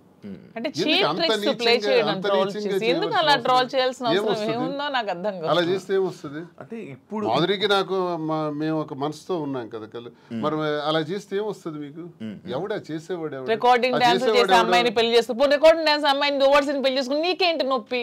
పెట్టినోడికి ఏంటి నొప్పి? అలాగైతే మీరు డాన్స్ చేసి మీరే ఒప్పుకున్నట్టు. నేను కాదు కదా, నేను ఒప్పుకోవడానికి అమ్మాయి నేను కాదు. నేనైతే నిజంగా నేను ఒప్పుకుంటాను. I'm very bold and straight forward. నేను ఒప్పుకుంటాను. If it is me I will agree. నేనే అదా, నేను డాన్స్ చేసిన వీడియోస్ చాలా ఉన్నాయి, నేను పెట్టుకుంటున్నాను కదా. నేను చేసి నేనే పెట్టుకుంటాను. నేను అది కానప్పుడు నేను ఎలా ఒప్పుకుంటాను? అలానే అదే అంటున్నాను, ఒకవేళ డాన్స్ చేసిన అమ్మాయినే దువ్వాసం చేసుకుంటే మీకేంటి పెయిన్? అమ్మాయి మాత్రం అమ్మాయి కాదా, ఆడపిల్ల కాదా? ఎందుకు అంత ట్రోల్ చేయాల్సిన అవసరం ఏముంది? అంత నెగిటివిటీ స్ప్రెడ్ చేయాల్సిన అవసరం ఏముందని అడుగుతున్నాను నేను. ఒకవేళ ఆ అమ్మాయే మాధురి అని ప్రూవ్ చేయాలనుకుంటే 1 crore బహుమతి ఇస్తాం, తీసుకురండి అంటున్నాం ఎవరైతే వచ్చారో వాళ్ళకి. అంటే ఇప్పుడంటే ఏ జనరేషన్ వచ్చేసింది, ఫేసులు మార్పిడి ఇది ఆ వీడియో చూస్తే అప్పుడు 2003 2000 ఆమె వయసు ఎంత తెలుసు? ఏమండి నాకు ఇప్పుడు 34 years అండి. 2000 అన్న ఏజ్ ఎంత ఉంటది? ఓకే, ఆ వీడియో ఎప్పుడు చాలా ఓల్డ్. నేను 2000 అన్న ఏజ్ ఎంత ఉంటుంది చెప్పండి? 2005 లో నేను 10th. నాకు ఎంత ఏజ్ ఉంటుంది? నాకు 2010-11 అప్పుడు నేను ఎంత పిల్లని ఉంటాను? ఆ అమ్మాయి అంత డాన్స్ నాకు ఎలా చేయగలను? కొంచెం నా పోనీ అట్లీస్ట్ నా చిన్నప్పుడు ఫోటోలు ఏవో చూపిస్తే మీకు తెలుస్తుంది. ఎప్పుడో మాదిరి చూపిస్తున్నారు కదా. అట్లీస్ట్ 2005 లో నేను 10th. పోనీ అప్పుడు నాతో చదువుకున్న వాళ్ళకి తెలుస్తుంది కదా. ఏదో మీలాంటి వాళ్ళు నమ్మాలి, ఎవరు తెలియని వాళ్ళు. తెలిసిన వాళ్ళకి ఏంటో తెలుసు చెప్తున్నా. అంటే మీరు చూస్తే ఎలా అనిపిస్తుంది? అలాగే నాకు ఎక్కడ అనిపించట్లేదు, మా వాళ్ళకి ఎవరికి అనిపించట్లేదు. మీకు ఎలా అనిపిస్తుందేమో మరి, మాకైతే తెలియదు. మా అందరికీ తెలుసు, ఎవరు మా జిల్లా అందరికీ తెలుసు అది నేను కాదని. ఇంక మిగతా వాళ్ళు నమ్మితే నమ్మొచ్చేమో కానీ ప్రతి ఒక్కరికి తెలుసు. ఇంక నమ్మినా నమ్మకపోయినా పర్వాలేదు, నేను అనుకున్నా కూడా ఐ డోంట్ కేర్ అంటున్నాను. పోనీ అమ్మాయి కూడా డాన్స్ బాగా చేస్తుంది అనుకుంటే అనుకోండి, దానిలో ఐ డోంట్ కేర్. శ్రీకాకుళం నుంచి వచ్చిన ఒక క్వశ్చన్, ఒక పాయింట్ ఏంటంటే, మాధురి గారు శ్రీని గారికి మందు పెట్టి ఆయన దాన్ని ఏదో అంటారు, ఆయన వలలో వేసుకుని వలలో వేసుకుని వలలో బుట్లో పెట్టుకున్నది ఆ టైపు. సరే, మందు పెట్టి ఇలా చేయడం వల్ల, లేకపోతే ఈ ఏజ్ లోనే ఆయనకి అవసరం ఏంటి? సరే ఓకే, ఎవడైతే క్వశ్చన్ అడిగాడో వాడికి ఒకటి అడుగుతున్నాను. రే మందు పెట్టి శ్రీనివాస్ దగ్గర నేనేం తీసుకోవాలో చెప్పండి అని అడుగుతున్నాను. డబ్బుందా? లేదు. పోనీ అట్లీస్ట్ ఏజా? లేదు. అంటే ఇప్పుడు డబ్బు లేదు కానీ స్టార్టింగ్ లో ఆయన దగ్గర డబ్బు ఉండేది. ఇప్పుడు నేను వచ్చినప్పుడు ఏం లేదు. 2022లోనే ఇచ్చేసారా మీరు?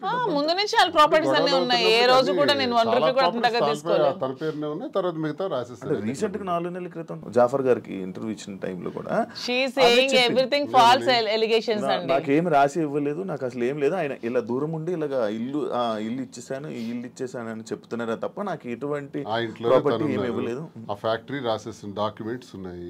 ఎన్నికలకు ముందే, ఎన్నికలకు 20-25 days ముందే రాసేసాను అన్ని. నా పేరున ఏదైతే ఉన్నాయో నా పేరున మీరు ఇవి తీయండి, మా ఎఫిడవిట్ వేస్తాం కదా ఎమ్మెల్యేగా పోటీ చేస్తున్నప్పుడు, ఎఫిడవిట్ లో ఏ అసెట్స్ ఉన్నాయో మీకు తెలుస్తాయి. ఆ అసెట్స్ ఈ రోజుకి నా పేరున ఉంటే you can anybody can challenge. ఈ రోజు ఆ అసెట్స్ నా పేరున ఉండాలి కదా.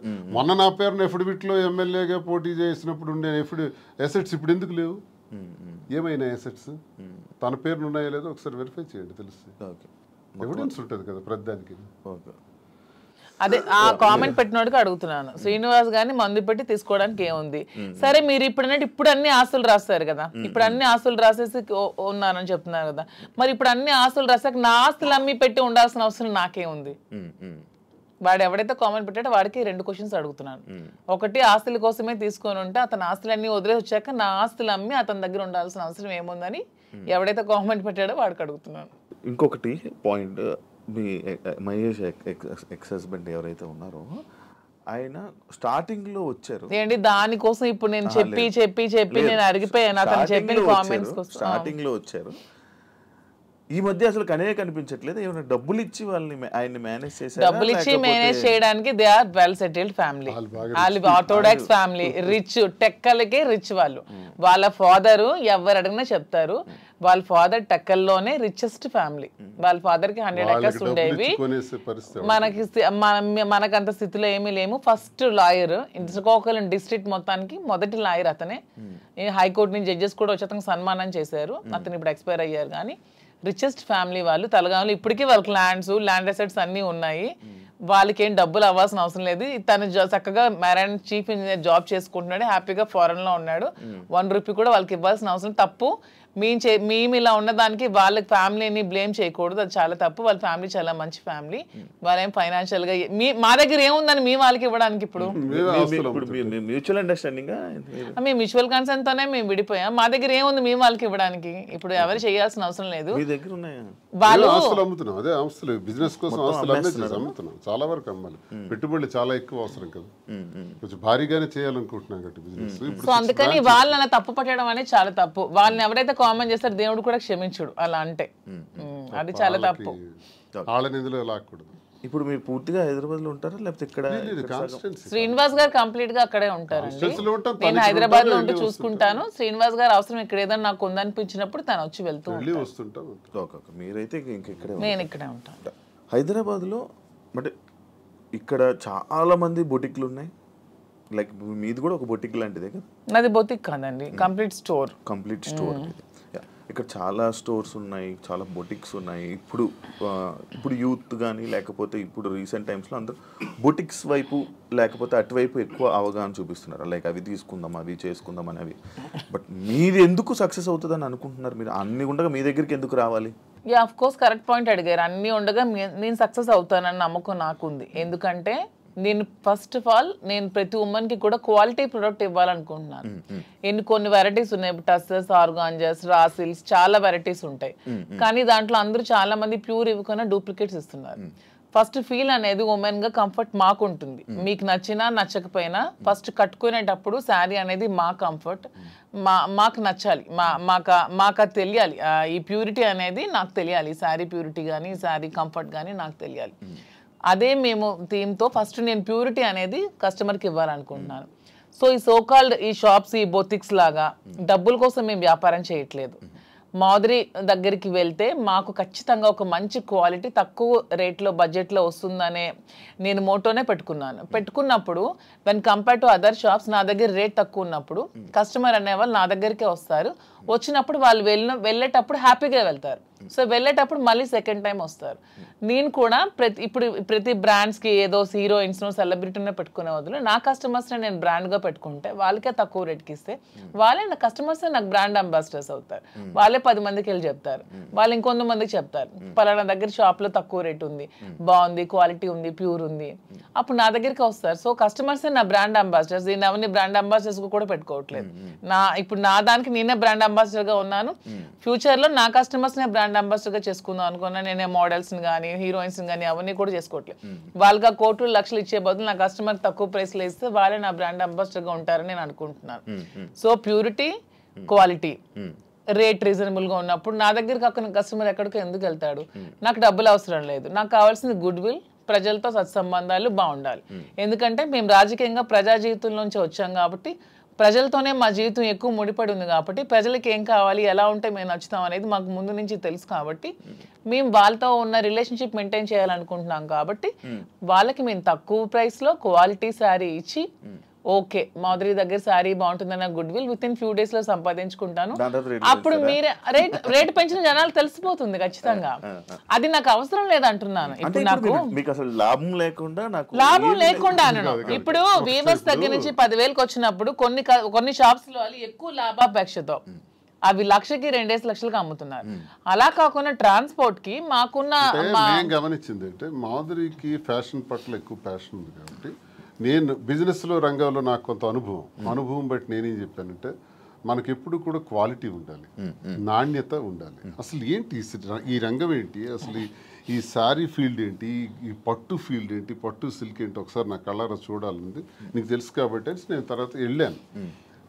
వారణాసి వెళ్ళాము, కోల్కతా వెళ్ళాము, తర్వాత ఇది ధర్మవరం వెళ్ళాము, కంచి, బెంగళూరు, సేలం, కోయంబత్తూర్, ఇలాగ చాలా ప్లేసులు, యాడికి ఇలాంటి ప్లేసుల్లోకి వెళ్ళి డైరెక్ట్గా మగ్గందారుల దగ్గరికి, నేతన్నల దగ్గరికి వెళ్ళాం. నేతన్న పరిస్థితి మేము అక్కడ చూస్తే ఆయన కష్టపడి ఆ నేసే చీర, ఒక చీర నేయటానికంట 1 నెల రోజులు కూడా పడుతుంది, 2 నెలలు పడుతుంది, కొన్ని చీరలు 15 రోజులు పడుతుంది. ఆ చీర ఇంత కష్టపడుతున్నారు కదా, నువ్వు ఎంత అన్నా సంపాదిస్తున్నావు, నీకు ఎంత ఇస్తున్నారంటే ఆయన చెప్పే లెక్కలు చూస్తే ఆయన కూలి కూడా ఆయనకి చాలట్లా, మళ్ళీ కూలి బ్రతికే. అంటే ఇక్కడ నేను అబ్జర్వ్ చేసింది అంటే ప్రజా జీవితం గడిపిన మాకు ఇంత కష్టపడి ఒక క్వాలిటీ శారీ 15 రోజులు కష్టపడి, 24 రోజులు కష్టపడి చేస్తే ఆయనకు మిగిలింది కూల, అంతకన్నా పెద్దోడు కాడా? నెంబర్ 1. మరొకరు కూడా ఇక్కడ నష్టపోతున్నారు. ఆయన తయారు చేసినటువంటి ఆ శారీని ఉదాహరణకు ఒక 50,000కి అతనికి ఇచ్చి కొన్నారనుకోండి మధ్య దళారీలు, అది తెచ్చి హైదరాబాద్లో 3 లక్షలకు అమ్ముతున్నారు. మీకు తెలిసిన అంటే ఎన్ని రెట్లు ఎక్స్ట్రా అమ్మారు? 5-6 రెట్లు ఎక్స్ట్రా అమ్మేటప్పుడు నష్టపోయే మరో వ్యక్తి ఎవరంటే కస్టమర్. నేతన్న నష్టపోతున్నాడు, కస్టమర్ నష్టపోతున్నాడు. ఇది నేను గమనించింది. నేనేం చెప్పానంటే మనం లాభాపేక్షతో లాభాలు సంపాదించేయాలనుకుంటే 1,00,000 వ్యాపారాలు ఉంటాయి. నాకు తెలుసు చాలా వ్యాపారాలు ఉన్నాయి. ఇందులో నువ్వు ఇంట్రెస్ట్ పెడుతున్నావు కాబట్టి ఇందులో చెయ్యాలి అనుకుంటే నా తాలూకు ఉద్దేశం అంటే నాణ్యత ప్రాధాన్యత, నాణ్యతే ప్రామాణికం. ఈ 2 మైండ్లో ఎప్పుడు పెట్టుకో. Quality is our predominance.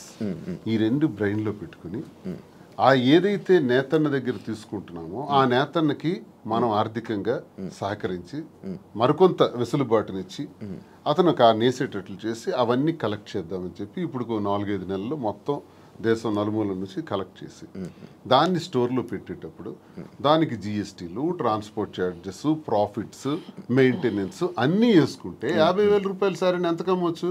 80,000కి అమ్మండి, 90,000కి అమ్మండి, అయితే 1,00,000కి అమ్మండి. 3 లక్షలు ఏంటండి? ఇది మోసం కదా కస్టమర్కి. మరి 3 లక్షలకు అమ్మిన లాభంలో కొంతైనా నేతనికి ఇస్తున్నావా? అది కూడా నష్టమే కదా నేతనికి. ఈ 2 ఆలోచించి ఈ 2 బ్యాలెన్స్ చేసి బిజినెస్ సక్సెస్ఫుల్గా రన్ అవ్వాలంటే వ్యాపారం పెట్టిన తర్వాత ఆ వ్యాపార యజమాని ఎవరన్నది జనానికి తెలుస్తుంది. వ్యాపారం పెట్టక ముందే మేమెవరమో జనానికి తెలుసు. కాబట్టి మా మీద ఒక ఎక్స్పెక్టేషన్ ఉంటుంది, ఒక నమ్మకంతో మా దగ్గరికి వచ్చేటప్పుడు ఆ కస్టమర్ ఆ కళ్ళల్లో నేను సరైన ప్రైస్ ఇచ్చాను అన్నటువంటి ఆనందాన్ని మేము చూడాలి. అరే నేను ఈ స్టోర్కి వచ్చి చాలా ఎక్కువ డబ్బులు ఇచ్చేసాననే బాధని ఎక్కడ ఏ కళ్ళల్లో కూడా మనం చూడకూడదు అన్నది మా ప్రధానమైనటువంటి ఉద్దేశం. నేతన్న దగ్గర నుంచి కస్టమర్కి మధ్యలో బాధ్యత వహిస్తూ రీజనబుల్ ప్రైస్, సరసమైన ధర ఇవ్వాలన్న దానితో ఇది ప్రారంభించి ఒక 6 బ్రాంచెస్, తర్వాత విజయవాడ, విశాఖపట్నం, రాజమండ్రి, కాకినాడ, బెంగళూరు కూడా అనుకుంటున్నాం.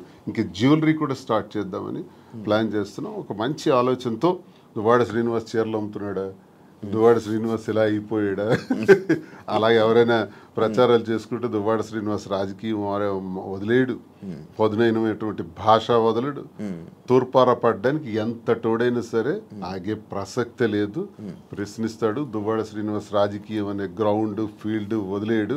దయచేసి ఆ భ్రమల నుంచి బయటపడమని వాళ్ళకి నేను సవాల్ చేస్తున్నాను. వ్యాపారం చేయాలని మాధురికి సహకారంగా పూర్తిగా ఉంటాను. తాను చేసే ఈ పట్టు సిల్క్స్లో ఈ స్టోర్స్ని బాగా డెవలప్ చేసే విధంగా, దాంతోపాటు యాడింగ్ జ్యువెలరీ కూడా విమెన్కి కావాల్సిన వాటి పైన ఆమెకి జ్యువెలరీలో కూడా బాగా నాలెడ్జ్ ఉంది కాబట్టి అవి కూడా పెట్టి అవి కూడా సరసమైన ధరలకి ఇచ్చే విధంగా మేము చేస్తామే తప్ప లాభాపేక్ష కోసం ఏదో అలా తప్పుడు పద్ధతుల్లో లాభం సంపాదించాలనే ఉద్దేశం కదా. అలా అనుకుంటే చాలా వ్యాపారాలు ఉన్నాయి. మా ఉద్దేశం అందుకే కాంచీపురం ఒకళా సిల్క్స్ అని కూడా పేరు పెట్టాం. ఒకళా మాత, ఒకళా మాత అంటే వెంకటేశ్వర స్వామి తల్లి. ఇంకో హిస్టరీ కూడా మేము దానికి కనెక్ట్ అయినాం. ఎందుకు కనెక్ట్ అయ్యంటే వెంకటేశ్వర స్వామి పేరు పెట్టచ్చు. నేను వెంకటేశ్వర స్వామి భక్తులు, మేము స్వామి భక్తులుగా స్వామి వారి తల్లి పేరు ఒకళా మాత పెడదామని. ఎందుకంటే ఒక చిన్న స్టోరీ ఉంది. ఒకళా మాత ద్వాపర యుగం ముందు యశోదాదేవి, యశోదాదేవిగా కృష్ణుడికి తల్లిగా పుట్టారు. మరి కృష్ణుడికి ఆ యుగధర్మం ప్రకారం, ఆ అవతారం తాలూకా పద్ధతి ప్రకారం ఆయనకి చాలా వివాహాలు జరిగాయి. ఆ వివాహాల్లో ఎక్కడా కూడా యశోదాదేవి పాత్ర లేదు. అప్పుడు ఆమెకు కోరుకుంటుంది, నా కొడుక్కి నేను పెళ్లి చేయలేకపోయానని. అది విష్ణువుకి తెలియజేస్తే విష్ణువు చెప్తారు, అమ్మ ఈ జన్మలో నీకు అది సాధ్యపడలేదు, కలియుగాంతంలో నువ్వు నాకు వివాహం చేస్తావు దగ్గరుండి అని మాటిస్తారు. ఆ మాట ప్రకారమే కలియుగాంతంలో ఆమె ఈ 7 కొండల్లోనే పుట్టి అక్కడే నివసిస్తూ ఓ కుటీరంలో ఉండగా కొన్ని కారణాల వల్ల వైకుంఠం నుంచి ఆ కొండపైనకి రావటం జరుగుతుంది వెంకటేశ్వర స్వామి. అప్పుడు నిరాడంబరుడుగా వచ్చి ఆ కుటీరానికి చేరినప్పుడు ఆమె చూస్తారు. నువ్వెవరు బాబు అని అడిగితే ఆయన సమాధానం చెప్పారు, నీ ఊరు అంటే అన్ని ఊళ్ళు నావే, నీ పేరు అంటే అన్ని పేర్లు నావే అని చెప్తారు. అప్పుడు ఒకళాదేవి ఉకుళామాతగా కదా జన్మించారు. నీ పేరు శ్రీనివాసుడు అని పేరు పెడతాను, ఇక నుంచి నేను శ్రీనివాసుడు అని పిలుస్తాను అంటే వెంకటేశ్వర స్వామికి శ్రీనివాసుడు అని పేరు పెట్టింది ఉకుళామాత. అక్కడి నుంచి అప్పుడు చెప్తారు ఆయన ఎవరన్నది ఆమెకు అర్థం అవుతుంది. అమ్మా గత జన్మలో నీకు ఇచ్చిన మాట ప్రకారం నేను వచ్చాను, ఆకాశరాజు కుమార్తె పద్మావతికి ఇచ్చి నా వివాహ ఏర్పాట్లు నువ్వే దగ్గరుండి చెయ్యని చెప్తారు. అప్పుడు తల్లిగా ఆకాశరాజు దగ్గరికి వెళ్ళి పద్మావతితో మాట్లాడి శ్రీనివాసుడికి ఇచ్చి వివాహం చేసే దానిలో వివాహ వేడుకలు ఎంత బ్రహ్మాండంగా చేస్తారంటే ఉకుళమాత. పెళ్లి కూతురు ఎలా ఉండాలి, పెళ్లి కొడుకు వెంకటేశ్వర స్వామి సాక్షాత్ ఎలా ఉండాలి, పెళ్లికి డబ్బులు కావాలి, ప్రతి పెళ్లికి అప్పు అవుతుంది, అందుకే ఆ అప్పు కోసం కుబేరుడి దగ్గర అప్పు తెచ్చి పెళ్లి చేయటం, ఆ అప్పే ఇప్పటి వరకు వెంకటేశ్వర స్వామి వడ్డీ కాసుల వాడిగా తీర్చుతుంటాం. సో మేమెందుకు కనెక్ట్ అయినామంటే సాంప్రదాయాలకు నెలవైన, పెళ్లిళ్లకు నెలవైన, మంచి హస్తవాసి కలిగిన ఆ వెంకటేశ్వర స్వామి వారి తల్లి ఉకుళామాత పేరుని కాంచీపురం పట్టు సిల్క్స్ కి నెలవైన ఆ ప్రాంతాన్ని కంచి కామాక్షిదేవి ఆశీస్సులతో కాంచీపురం ఉకుళ సిల్క్స్ అని పేరు పెట్టి ఈ పట్టు చీరలు ఏదైతే మేము అమ్ముతామో సాంప్రదాయాలకు నెలవైన అమ్మవారి ఆశీస్సులతో ప్రతి ఒక్కరి చేతికి తాకాలని, వారి పాదాలని, వెంకటేశ్వర స్వామి విగ్రహం కూడా అక్కడ పెడుతున్నాం, ఉకుళామాత విగ్రహం కూడా ఉంటాయి, వారి పాదాలకు తాకి ఆ వస్త్రాలను అందరికీ అందజేయాలనే ఉద్దేశంతో కాంచీపురం ఉకుళ సిల్క్స్ అని పేరు పెట్టాం. అందుకు మీకు స్టోరీ తెలియజేస్తాను. ఇది ఒక దీని మీద ఇంత ఎక్సర్సైజ్ చేసామని చెప్పడానికి మీకు నేను తెలియజేస్తాను. ఇంత కష్టపడి ఇంత ఎక్సర్సైజ్ చేసి లాభాపేక్ష కోసం చేసింది కాదు, ఒక గుడ్ విల్ పెంచుకోవటానికి, మరింత సేవలు వ్యాపార రంగం ద్వారా కూడా అందించడానికి ప్రజలకు ఇది మేము చేస్తున్నాం. మీ యూట్యూబ్ ఛానల్ ఎలా నడుస్తుంది? బాగా నడుస్తుంది? లేదండి, షాప్ గోల్లో పడి యూట్యూబ్ ఆపేసాను, చాలా రోజులు అయింది. స్టార్టింగ్ లో మీ యూట్యూబ్ ఛానల్ కి ఎంతో తక్కువ మంది ఫాలోవర్స్ ఉండేవాళ్ళు, అలాగే ఈ మధ్య ఈ ఇష్యూ అయిన తర్వాత మంచి సబ్స్క్రైబర్ తో, మంచి వ్యూవర్షిప్ తో, అదే చాలా లక్షల సబ్స్క్రైబర్ మంచి వ్యూవర్షిప్ తో వెళ్ళింది, మంచి సక్సెస్ అయినట్టుంది యూట్యూబ్ అంతా. రెవెన్యూ పరంగా వచ్చింది నాకు. స్టార్ట్ చేసిన 1 month లోనే 2 lakhs అంత వచ్చింది యూట్యూబ్ లో. ఆ పిల్లలే తీసుకుంటున్నారు, వీడియోస్ పెడతారు వాళ్ళే. తర్వాత మరి గ్యాప్ వచ్చింది, నేను షాప్ హడావుడిలో పడి ఈ సారీ వీవింగ్ చేయించడం, వీవర్స్ దగ్గర యూట్యూబ్ ఛానల్ వాళ్ళకి ఇచ్చారు, బట్ మీరు లోపల కనబడతారు అంతే. అంతే, నాకు లోపల డబ్బు రెవెన్యూ కోసం కాదు, నాకు పబ్లిక్ తో ఇంటరాక్షన్ కావాలి, పీపుల్ నాకు దగ్గర అవ్వాలి. ఫేమింగ్ అంటే ఫేమ్, జనాల్లో ఫేమ్ అంటే ఒక అందరూ నన్ను గుర్తుపట్టాలి, ఈ ఫేమ్ పిచ్ ఉందా? ఎందుకు ఉండదు? మీకు లేదా? మీకు లేదా? నాకు తెలియకుండా అడుగుతున్నా. ఎవరికైనా ఉంటుంది, మనిషి లక్షణమే అది, ఎవరికైనా ఉంటుంది, ఎందుకు ఉండదు? మనం గొప్పగా ఉండాలి, ఫేమ్ రావాలి, అందరూ మనం గుర్తుపట్టాలి. సినిమాలో నటించాలని కోరికలు ఉన్నాయి? సినిమాలో నటించాలని కోరిక కూడా ఉంది నాకు, ట్రై చేస్తున్నా. లేదు, ఇంతవరకు ఎప్పుడు ట్రై చేయలేదు, చూద్దాం ఎప్పుడైనా. సినిమా మీ ఇద్దరేనా? అలానే కాదు, నాకు మంచి అంటే విలన్ క్యారెక్టర్లు చేయాలని ఉంది, మంచి విలన్ రోల్స్. అలా సీరియల్స్ చూస్తారా? లేదు, సీరియల్స్ అలవాట్లేదు నేను ఎంతవరకు ఎప్పుడు ఒక సీరియల్ కూడా చూడలేదు. మీరు పంపిస్తారా సినిమా యాక్టింగ్ ఇండస్ట్రీ? నాకు సినిమా తీసాం కదా ఇద్దరు, వాలంటీర్ అని ఒక సినిమా తీసి రిలీజ్ చేసాం. ఓకే ఓకే, నాకు ఇంట్రెస్ట్ ఫీల్డ్, ఎందుకంటే చేయడానికి తప్పే ఉంది, అవన్నీ హాబీస్, అవి ఇంట్రెస్ట్, తప్పేం లేదు.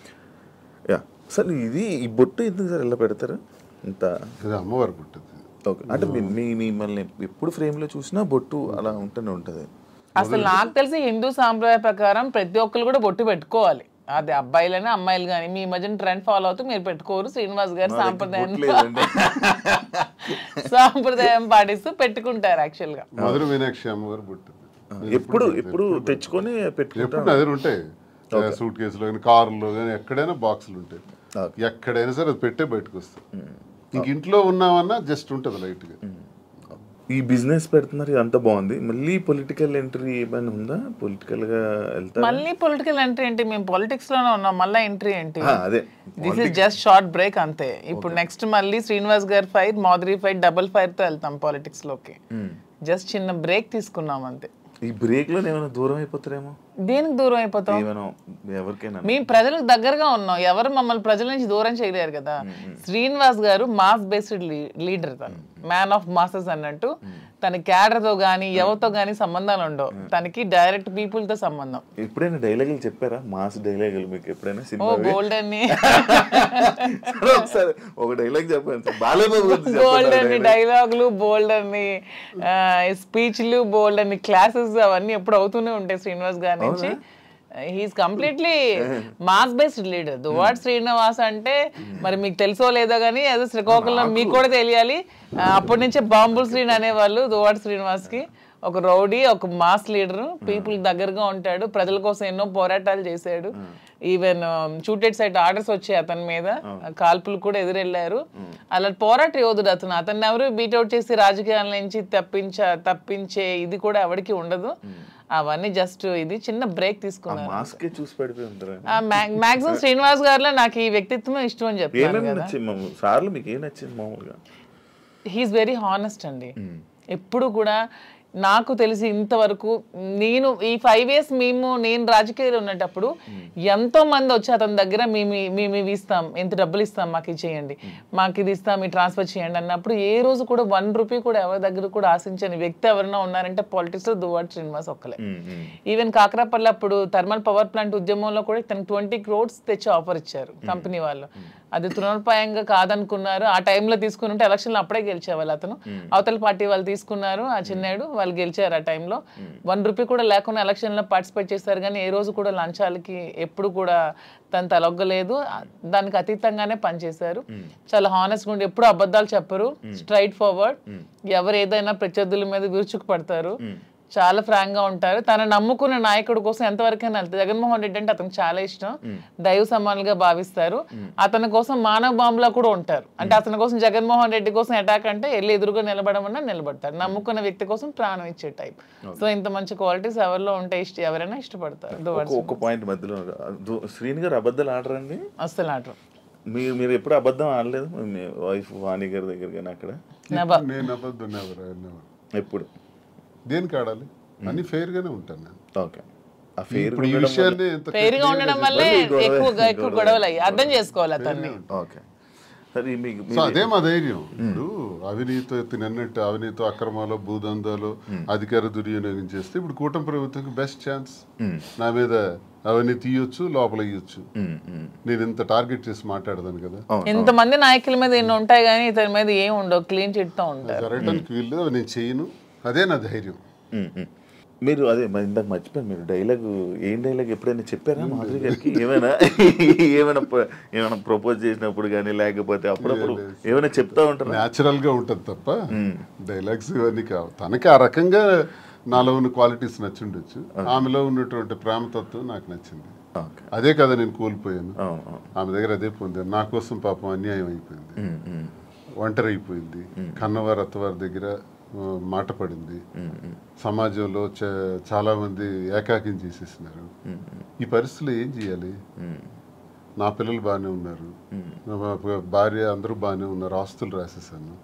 సో వదిలేద్దామా? మా కోసం త్యాగం చేసిన అమ్మాయికి మేమే రాజకీయాల్లో తీసుకొచ్చి విడిచిపెట్టేస్తే ఒకవేళ ఏదైనా జరిగితే మనసు చిన్నది చేసుకుంటే ఆ పాపం మాకు చుట్టదా? మరి అలా ఉండేటువంటి అమ్మాయికి భరోసాగా నేను నిలబడ్డాను. నిలబడి నేను త్యాగం నేను నిలబడటం గొప్పతనం కాదు, నాలాంటి వాడి కోసం ఆమె నిలబడటం గొప్పతనం. నా జీవితం అంతా కూడా కేసులు, గొడవలు, ఇబ్బందులు, శత్రువర్గాలు చాలా ఎక్కువ. పాలిటిక్స్లో సొంత పార్టీలో కూడా నాకు శత్రువులు ఉన్నారు. సొంత పార్టీలో నా తీరు నచ్చని వాళ్ళు ఉన్నారు. నేను ముక్కుసూటిగా ఉంటాను కాబట్టి ఎవరికి నచ్చదు. నేను ఎవరికి ఖాతరు చేయను. నా వ్యక్తిగత జీవితం నా మైండ్లో ఏదనుకుంటే అదే చేస్తాను. ఇలాంటి విభిన్నమైన కోణాలు కలిగిన వ్యక్తితో తానెందుకు ఈ టార్చర్ భరించాలా? తందు త్యాగమా, నా త్యాగమా? ఇన్ని బాధల మధ్య నేను భరోసాగా ఉండి మేము కలవాల్సిన పరిస్థితి వచ్చిందే తప్ప మేమేదో సమాజానికి చేసింది ఏదో ఇలా ఉండొచ్చా, ఇలా చెయ్యొచ్చా, ఇలా మీకే ప్రశ్నించబడిన వాళ్ళు చాలా మంది అనొచ్చు, ఏం సందేశం ఇస్తాడు, ఇవన్నీ అంటే ఇది మా పరిస్థితి. అన్నీ ఎక్స్ప్లెయిన్ చేసాం. బాగుంది. దయచేసి విమర్శించేవాడు కూడా మీరు చాలా సందేశాలు మీవి తీస్తే బోల్డ్ ఉంటాయి. ఓకే. ఇప్పుడు మీ 2 పిల్లల్ని, మీ 3 పిల్లల్ని మేమే చూసుకుంటాం అది అన్నారు. కానీ వాళ్ళు యాక్సెప్ట్ చేస్తారా మీ దగ్గర మా ధర్మం చేస్తున్నారా? మా ధర్మం మాది. ఇప్పుడు చేసినా చేయకపోయినా వాళ్ళ పిల్లలు ఆల్రెడీ సెటిల్డ్ అండి. ఒక అమ్మాయి, ఇద్దరు అమ్మాయిలు డాక్టర్లు అయిపోయారు. ఒక అమ్మాయికి ఆల్రెడీ మ్యారేజ్ చేస్తారు, ఇంకో అమ్మాయికి మ్యారేజ్ ఉంది. అది కూడా వాణి గారు డబ్బులు అడిగారు, అది కూడా తను ఒప్పుకున్నారు. మ్యారేజ్ చేయడానికి మేము ఫైనాన్షియల్ గా ఇస్తామని చెప్పి అది కూడా ఒప్పుకున్నారు. దాని కూడా నాకు ఏ విధమైన ప్రాబ్లం కూడా లేదు. ఇప్పుడు అందరూ అనుకుంటూ ఉంటారు మాధురి నాశనం చేసింది, మాధురి ఇచ్చేసింది, అది చేసిందని. ఇక్కడ నాశనం అయిపోయింది, కోల్పోయింది ఎవరు? నేను, నా పిల్లలు. ఈ హోల్ చాప్టర్ లో నేను ఇంతవరకు ఎప్పుడు ఎవరి దగ్గర అనలేదు, కానీ మీ ఐ డ్రీమ్, నా పిల్లలు కోల్పోయారు కదా లైఫ్ ని. నా పిల్లలు అనాథలు అయిపోలేదా? నా పిల్లలు సమాజంలో ప్రాబ్లమ్స్ ఎదుర్కోరా? Vani already 58 years old, 60 years women. తనకి అన్ని సెటిల్ అయిపోయింది, ఫైనాన్షియల్ గా వెల్ సెటిల్డ్ అయిపోయింది. పిల్లలిద్దరిని పెళ్లిళ్ళు చేసుకుంది, పిల్లలిద్దరు డాక్టర్లు అయిపోయారు. నా పిల్లలు ఇంకా చిన్న చిన్న 5 years 7 years పిల్లలే. సో ఇందులో కోల్పోయింది ఎవరు? నేను, నా పిల్లలు. అందరూ ఈజీగా అనేవచ్చు ఆస్తులు తీసుకుంది, అవి చేసుకుంది, ఇవి చేసుకుందని. కానీ హోల్ చాప్టర్లో నేను, నా పిల్లలు లాస్ అయ్యాం. ఇందులో లాస్ అయింది శ్రీనివాస్ గారు లాస్ అవ్వలేదు, వాళ్ళ వైఫ్ లాస్ అవ్వలేదు, వాళ్ళ పిల్లలు లాస్ అవ్వలేదు, నా ఫ్యామిలీ, మా హస్బెండ్ వాళ్ళు లాస్ అవ్వలేదు. దీంట్లో నేను, నా పిల్లలు కోల్పోయాం మా జీవితాన్ని. సో ఇది ఎవరు ఏ విధంగా కామెంట్స్ చేసుకోవచ్చు, కానీ నేను ఓపెన్గా చెప్పాలంటే నా పిల్లలు లాస్ అయ్యారు. సో ఆ పిల్లలు నేను చాలా జాగ్రత్తగా తీసుకుంటూ, వాళ్ళు ఉన్నతంగా చదివించుకుంటూ, వాళ్ళు ఉన్నతమైన స్థానంలో పెట్టాలన్న ఆలోచనతోనే నేను ఇవన్నీ కష్టపడుతూ చేస్తున్నాను. దీన్ని ఎవరు ఏ విధంగా తీసుకున్నా ఐ డోంట్ కేర్. ఆయన పరువు లాస్ అయ్యారు అని అంటే ఎవరు? శ్రీనివాస్ గారు పరువు ఎక్కడ లాస్ అయింది? శ్రీనివాస్ గారిని ఎవరు అనట్లేదు. ఇప్పుడు మీరే అన్నారు మాధురియే లాక్కుంది, మాధురియే వశీకరణం చేసింది, మాధురియే మందు పట్టింది అంటున్నారు. కానీ శ్రీనివాస్ గారు మాధురిని వశీకరణం చేశాడు, శ్రీనివాస్ మాధురిని మోసం చేశాడు, శ్రీనివాస్ మాధురిని నమ్మబలికాడని ఎవరు అనట్లేదు కదా. పోతుందంటే దేశద్రోహం చేసిన, అవినీతి చేసిన, ఇంకోడికి తాలూకు ఆస్తులు దోచేసిన, ఇలాంటివి పరుగుపోయాం. అసలు ఇది మా పర్సనల్ ఇష్యూ అండి. పర్సనల్ ఇష్యూకి దీనికి సంబంధం ఏంటి? పర్సనల్ ఇష్యూ మా మానసిక సంఘర్షణ వల్ల మేము తీసుకున్న నిర్ణయాలు. నన్ను క్యారెక్టర్ అసాసినేషన్ చేశారు, నన్ను పొలిటికల్ గా నన్ను ట్రోల్స్ చేస్తున్నారు, నన్ను కామెంట్స్ చేస్తున్నారు, నన్ను కాంట్రవర్సీలో పెడుతున్నారు, ఎన్ని నెగిటివ్ కామెంట్స్ చేస్తున్నారు, నాది కాని వీడియోస్ నేనని పెడుతున్నారు, నాది కాని వాయిస్లు నావని పెడుతున్నారు. ఏ యాక్సిడెంట్ లో ఎన్ని ఒకటా రెండా? ఈ 6-7 నెలలుగా నా మీద ఎన్ని చేయాలన్నది ఎవ్వరికి ప్రపంచంలో ఏ పని లేదన్నట్టు, ఒక్క మాధురియే ఉందన్నట్టు నన్నే అటాక్ చేస్తూ, నన్నే ట్రోల్ చేస్తూ, నన్నే సెంటర్ చేస్తూ, నన్నే టార్గెట్ చేస్తూ ఎంత చేయాలో అంత చేస్తున్నారు. నేను ఏ రోజు పోలీస్ స్టేషన్ మెట్లు ఎక్కానని నాకు తెలియదు, పోలీస్ స్టేషన్ చూసానని తెలియదు. ఈ పొలిటికల్ లైఫ్లోకి వచ్చాక, శ్రీనివాస్ గారి లైఫ్లోకి వచ్చాక స్టేషన్లకు తీసుకెళ్ళి కూర్చోబెట్టారు, ఎన్ని పెట్టారు. సో అన్ని కోల్పోయింది నేను, నా పిల్లలు లాస్ అయ్యాం దీంట్లో. వాణి అది చెప్పొచ్చు ఇంటర్వ్యూల ముందుకు వచ్చి, ఏం కోల్పోయిందో చెప్పమానండి. She is well settled, 58 years 60 years ఆమెకి ఆల్రెడీ తన జీవితం చూసేసింది, లైఫ్ అయిపోయింది, పిల్లలు సెటిల్ అయిపోయారు, హ్యాపీగా ఉంది. తను అదే కోరుకుంది, శ్రీనివాస్ గారి నుంచి దూరంగా వెళ్ళిపోవాలి, నాకు ఇండిపెండెంట్ కావాలని కోరుకుంది. తనకి ఎప్పుడు ఒంటరిగా ఉండటం ఇష్టం, శ్రీనివాస్ గారి దగ్గర బతకడం ఇష్టం ఉండదు. ఎందుకంటే ఆమె ఎప్పుడు కరప్టెడ్, శ్రీనివాస్ గారిని ఎప్పుడు కూడా లంచాలు తీసుకోమని ఫోర్స్ చేస్తుంది, డబ్బు పిచ్చి.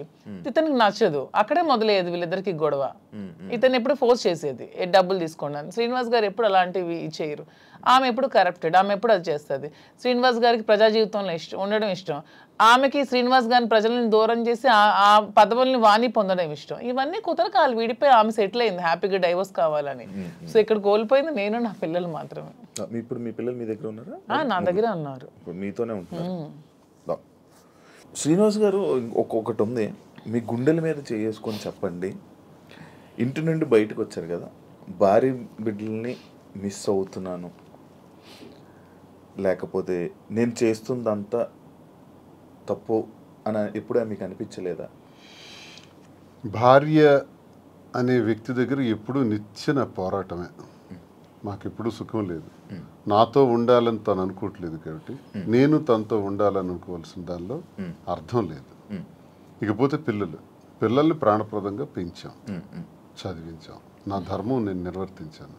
ఇంకో పాపకు పెళ్ళి ఉంది, అది మేమిద్దరం కలిపి నిర్ణయం తీసుకున్నాం. ఆ పెళ్లికి సంబంధించిన ఏర్పాట్లు కూడా చేయాలని. They are on the platform నా. చెల్లిన రూపాయి అంటారు.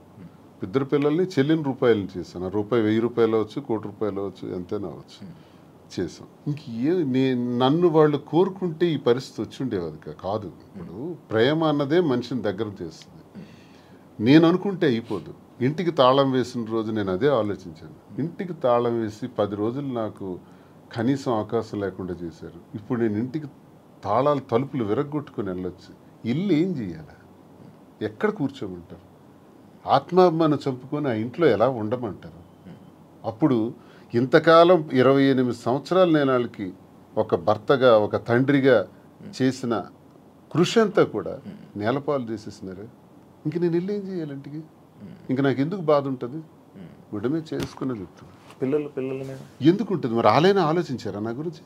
అమ్మ ఒకటే నాన్న ఒకటే అనుకోవాలి, ఆలోచించారా? కాదు, ఒక భార్యని ఎల్ అనే వర్డ్ ఏదైతే ఉందో బూతు, భార్య పిల్లల్ని అలా అందరి ముందు మీడియా ముందు అలా అనడం కరెక్టా? ఎవరన్నారు? మీరు వాడారు కదా ఎప్పుడు? అప్పుడే ఆ గొడవలు అవుతున్నప్పుడు ఏదో కన్స్ట్రక్షన్ అదే రాంగ్ పోర్ట్రేట్ చేశారు. నేను పలాసలో ఉన్నాను. పలాస నుంచి ఇంటికి వచ్చి నాకు తెలిసింది ఏంటంటే ఇంటి మీదకి దాడి చేశారని. ఇంకా టెక్కలు వచ్చేలోపు 27 కిలోమీటర్లు టెక్కలు వచ్చేలోపే ఇంటి దగ్గరకు వచ్చి బ్లేడ్లు, అవి టాటా డోర్స్, స్టీల్ డోర్స్, వాటిని పవర్ బ్లేడ్స్ పెట్టి కట్ చేసేసి ఇంటి మెయిన్ డోర్ కూడా కట్ చేస్తున్నారు. ఎగ్జాక్ట్ నేను ఆ ప్లేస్లో అప్పుడే వెళ్ళాను. నా కొడకల్లారా, నా ఇంటిని ఎవడో వెధవులు వచ్చి కట్ చేస్తుంటే, ఇప్పుడు మీ ఇంటి మీద నేను ఒక రాయిసిరాను అనుకోండి, ఫస్ట్ మీకు కోపం వస్తుంది. కోపం వచ్చి నా మీద రియాక్ట్ అవుతారు, తర్వాత మిగతా విషయాలు చూస్తాం. ఆ రియాక్షన్లో భాగంగానే నేను వెంటనే అన్నాను అని ఒక కర్ర తీశాను. కర్ర తీసి ఆ కోపంతో ఉద్రేకం అయిపోయాను. నా గేట్ సరిగ్గా కొట్టేసినారు, ఇంక మెయిన్ డోర్ కట్ చేస్తున్నప్పుడు ఆ ఊగిపోయి ఆ కోపంతో నేను కర్ర తీసి ఇంకా ముందుకు పోతున్నప్పటికీ పిల్లలు వైఫ్ వెంటనే నేలకేసి కొట్టాను. వీడియో మీరు అబ్జర్వ్ చేయండి. అది నేలకేసి కొట్టి 30 రోజుల పాటు లోపల మేడ మీదే ఉన్నాను. మళ్ళీ బయటకు రాల 30 days. ఎందుకు నేలకేసి కొట్టాలి? ఆ వీడియోలో నేను ఆ ఎల్లని పదం వాడింది ఆ ఇంటి మీద కట్ చేయడానికి వచ్చే వాళ్ళ మీద, వీళ్ళ మీద కాదు. కానీ వాళ్ళ మీదకి నేను వెళ్తుంటే వీళ్ళు ఎదురుగా వచ్చినప్పుడు నేలకేసి కొట్టాను. నేలకేసి కొట్టింది కూడా మీరు చూడండి ఆ వీడియోలో.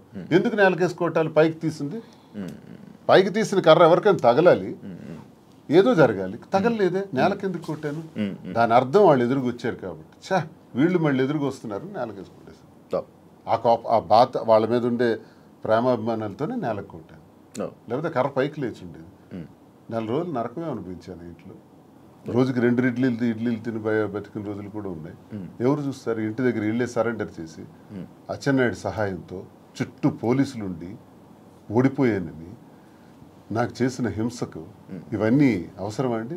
ఆ రోజు ఎక్కడి నుంచి పోవాలి, ఎక్కడున్నా పర్వాలేదు, లుంగీ షర్ట్ గాడు ఇన్ని విమర్శించిన ఆమె ఆఖరిలో ఒక మాట మార్చింది, ఆయన ప్రాణానికి ప్రమాదం ఉందని.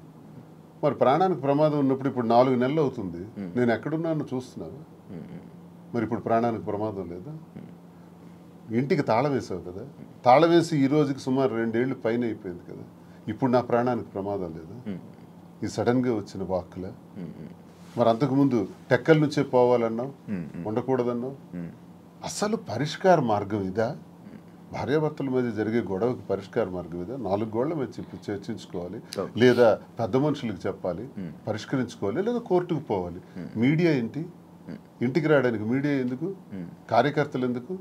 ప్రజలు ఎందుకు? అంటే రచ్చ చేయడానికి కదా, నన్ను అబాస్పాలు చేయడానికి కదా, నన్ను క్యారెక్టర్ అసాసినేట్ చేయడానికి కదా. అప్పుడు ఎలా కలుస్తారో చెప్పండి. కానీ ఈ ఇష్యూ అప్పుడు ప్రేమాభిమానాలు ఎందుకు ఉంటాయో నాకు చెప్పండి ఒకసారి. ఈ మ్యాటర్ని మీరు ఏదో రాజకీయం చేసినట్టు ఇప్పుడు మాటల్లోనే అర్థమవుతుంది. అంటే అచ్చెన్నాయుడు గారు ఎందుకు వచ్చారు ఈ ఇష్యూ? మరి అచ్చెన్నాయుడు సహాయం లేకపోతే పోలీసులు వచ్చి అక్కడ ఆవిడకి ఎందుకంటే అంటే ఇంటికి ఒక ముందు లేడీ అలా కాదు శివ గారు, ఒక్క నిమిషం అండి. ఈ ఇంటికి రాకముందే మేము ఏ ఇల్లు అయితే కట్టుకొని మా ఇద్దరం ఇంట్లో ఉంటున్నామో, ఈ ఇంటికి ముందు 1 year ముందే ఆవిడ డైవర్స్ కావాలని ఎదురు సెటిల్మెంట్ కోరుకుని ఎదురు సెటిల్మెంట్ అయిపోయింది. ఆమె డైవర్స్ కావాలని అడిగింది. శ్రీనివాస్ గారు పాపం పిల్ల కోసం ఆలోచించి డైవర్స్ వద్దు అది ఇది అని చెప్పినా సరే ఆమె ఏమీ వెనుకునే డైవర్స్ కావాలని 2023లో అడిగింది ఆమె. మేము 2024లో ఈ హౌస్ కన్స్ట్రక్షన్ చేసుకుని మా ఇద్దరం కలిసి ఇంట్లో ఉంటున్నాం. అది ఆమెకు కూడా తెలుసు. ఆమెకు తెలిసే ఫైనాన్షియల్ సెటిల్మెంట్ కోరింది. ఫైనాన్షియల్ సెటిల్మెంట్ కూడా చేసాం. ఎవ్రీ మంత్ డబ్బులు అడిగింది, అవి కూడా ఇచ్చాం. మొత్తం అన్ని చేసింది. సో ఎప్పుడు జరిగింది ఇది? 1 year ముందు జరిగితే 2024లో వచ్చి ఆమె ఇల్లు దగ్గరికి వచ్చి గొడవ చేయడం ఏంటి? సో ఇది కూటమి ప్రభుత్వం ఈ అచ్చెన్నాయుడు సపోర్ట్ కాదంటారా? మరి ముందు ఆమె డైవర్స్ కావాలని అడిగిన ఆమె ఇప్పుడు ఎందుకు వచ్చి ఇల్లు బ్రేక్ చేస్తుంది? మేము కట్టుకుని ఇల్లు ఆమెకి ఎందుకు కావాలి ఇప్పుడు? ఆ రాత్రి పోలీసులతో పాటు తెలుగుదేశం కార్యకర్తలు ఇంటి దగ్గరికి వచ్చారు. నేను ఒక ఎమ్మెల్సీగా ఉన్నాను కదా, దేనికి వచ్చారు అసలు? ఇంకో విషయం నాకు హయ్యర్ అఫీషియల్ నాకు చెప్పాడు పోలీసులు, సార్ మీరు మొన్న కర్ర తీశారు, మీకు ఆ కర్ర తీసినందుకు 307 పెట్టమన్నారు సార్. 307 పెట్టి చేయమన్నారు. మేము ఎలా చేస్తాం, 307 పెట్టలేము. 307 పెట్టాలంటే వూండ్ ఉండాలి, గాయం లేదు. గాయం లేకుండా మేము 307 పెట్టలేమని చెప్పేసినాం. కానీ మీ మీద మళ్ళీ 307 పెట్టమని ప్రెజర్ ఇచ్చారు. మళ్ళీ same situation second time repeat అయితే 307 మీ మీద పెట్టక తప్పదు, మీరు జైలుకి వెళ్ళక తప్పదు. ఎందుకు ఈ మాట అన్నారో తెలుసా? నాకు 307 పెట్టి లోపలికి పంపిస్తే ఎంటర్ అయిపోతారు ఇంట్లో. మరి ఆ పెద్ద అఫీషియల్ నాకు చెప్పాడు, నేను ఒక ఎమ్మెల్సీగా ఉన్నది, పేరు చెప్పకూడదు, గవర్నమెంట్ అఫీషియల్. అంటే ఏ ధైర్యంతో చెప్పాడు? 307 పెట్టే ధైర్యం చెప్పమంది ఎవరు? ఆ పేరు కూడా చెప్పాడు, అచ్చెన్నాయుడు పెట్టమన్నాడు అని, చెప్పమన్నాడు అని.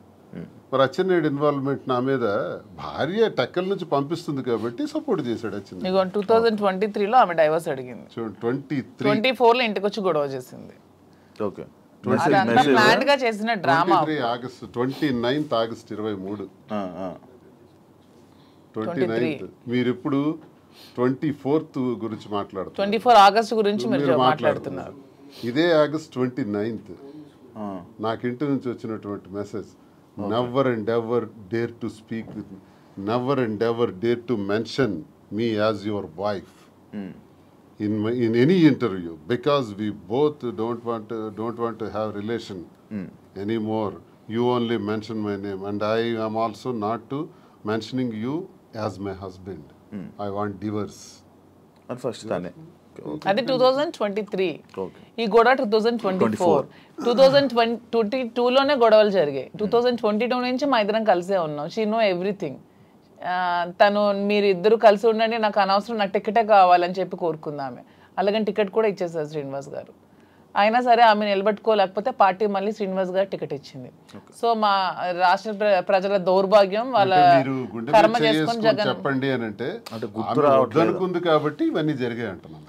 లేకపోతే మా మధ్య ఇవన్నీ ఉండేవి కావు. చెప్తున్నాను, ఆమె చేసిన దానికి ఇవన్నీ జరిగాయి.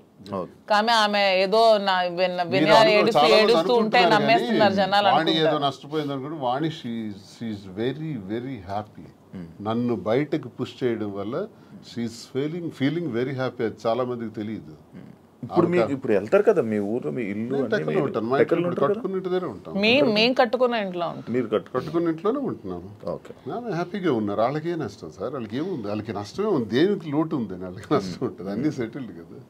నాకు ప్రాబ్లం ఉంది. ఇప్పుడు నా బండి ఎలా నడపాలి, ఇప్పుడు ఆ పాపకని రెండో పాపకని పెళ్లికి సంబంధించి, ఇప్పుడు నా నష్టపోయిన ఈ 3 పిల్లలకు సంబంధించి ఈ వ్యాపారాలు, ఈ ఒత్తిళ్ళు ఇప్పుడు నాకున్నాయి తప్ప వాళ్ళకే ఉంది. తనకేముంది చెప్పండి. ఆ వద్దనుకుంటున్నాను, ఫ్రీగా ఉంది. డన్. Thank you. నేను ఇప్పుడు మీ రాజకీయం మీరు వదిలేసేయండి, మీ బిజినెస్ మ్యాన్ అని, కానీ మీరు కూడా రాజకీయం వదిలేసి ఇప్పుడు మీరు 2022లో మీరిద్దరు ప్రేమికులుగా ఎలాగ ఉన్నారు అలానే ఇప్పుడు నా ముందు ఉండండి కాసేపు. ఇప్పుడు ఈ దేని గురించి మనం మాట్లాడట్లేదు. Actually interview February 14th lovers day. మీరు ఇప్పుడు ప్రేమికులే కదా. February 14th ప్రేమికులం కాదు, మేము ప్రతిరోజు ప్రేమికులం. అందుకే ఇప్పుడు కూడా ఈ February 14th వస్తుంది కాబట్టి, ఇది February 14th స్పెషల్ కాబట్టి మీకు కొన్ని ఉన్నాయి. అంటే మీకు rose day, teddy day, chocolate day లాంటివి తెలుసా? ఐడియా ఉంది కదా. వ్యాలంటైన్స్ డే గురించి కూడా ఉంది కదా. ఏం సార్ అసలు చాలా మందికి దీని మీద అపోహలు కూడా ఉన్నాయి. 270 క్రీస్తుపూర్వం, బిఫోర్ క్రీస్తు, అంటే ఇంచుమించు ఆల్మోస్ట్ 2700 సంవత్సరాల క్రితం రోమ్లో ఒక వ్యాలంటైన్ అని ఒక ప్రవక్త ఉంటాడు. ఆయన ఏం చేశాడంటే కొత్తగా ప్రేమ పాఠాలు, ప్రేమ వివాహాల గురించి చెప్పడం ప్రారంభించాడు. ఆ రోమ్ నగరానికి, దేశానికి రాజు అయినటువంటి క్లాడియస్ ఏంటంటే ఇలాంటి ప్రేమ పాఠాలు చెప్తున్నాడు, వీడికి చంపాలి అని కొంచెం కోపం పెంచుకుంటాడు. ఇదే టైంలో క్లాడియస్ కూతురు ఇతను లవ్ చేస్తుంది, ఆయన ప్రేమ పాఠాలు విని. ఎవరిని? వ్యాలంటైన్స్. అప్పుడు రాజు ఏమిటంటే ఆయన్ని చంపేస్తాడు, అంటే హ్యాంగ్ చేస్తాడు. అదే February 14th. అక్కడికి 20 సంవత్సరాల తర్వాత గెలాషియస్ అనే మరో ప్రవక్త, ఇది చాలా గొప్ప రోజు, ఇది మనకి ప్రేమతత్వాన్ని నేర్పించారు వ్యాలంటైన్. ప్రేమ అంటే తల్లి తండ్రులు పిల్లలకి మధ్యన ఉండేది, అక్కచెల్లెల మధ్యన ఉండేది, అన్నదమ్ముల మధ్యన ఉండేది ప్రేమ. ఆ ప్రేమకు అర్థం ఉంది, ఆ ప్రేమకి రిలేషన్ ఉంది. కానీ స్నేహితుల మధ్య ఉండే ప్రేమ, ఒక ఆడామగ మధ్య ఉండే ప్రేమ, దానికే రిలేషన్ ఉంది. ఆ తత్వం గురించి తెలియజేశాడు ఆ ప్రవక్త వ్యాలంటైన్. కానీ ఆయనకు గురేశారు.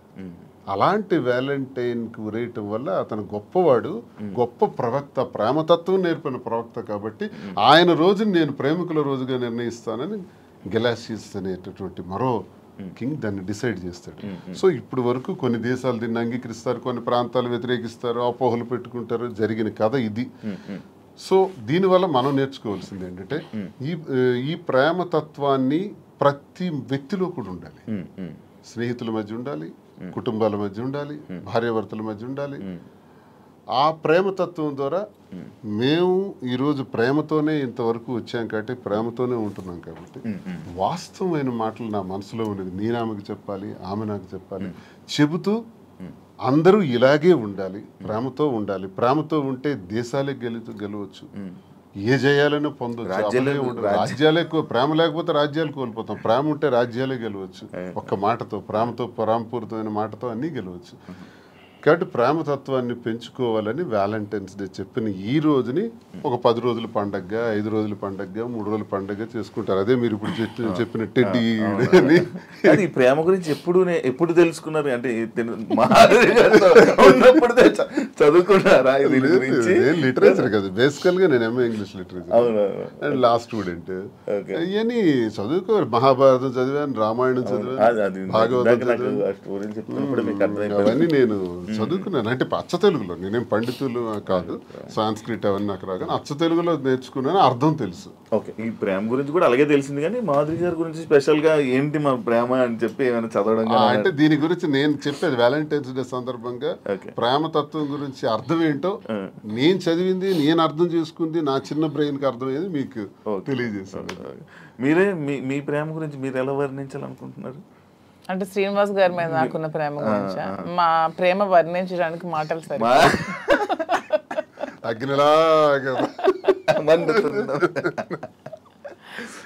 ఇప్పుడు నేను ఈ రోజు వరకు ఎప్పుడు నా జీవితంలో వ్యాలంటైన్స్ డేకి ఈ డేస్ ఏవైతే ఉంటాయో అది నాకు ఎక్స్పీరియన్స్ లేదు.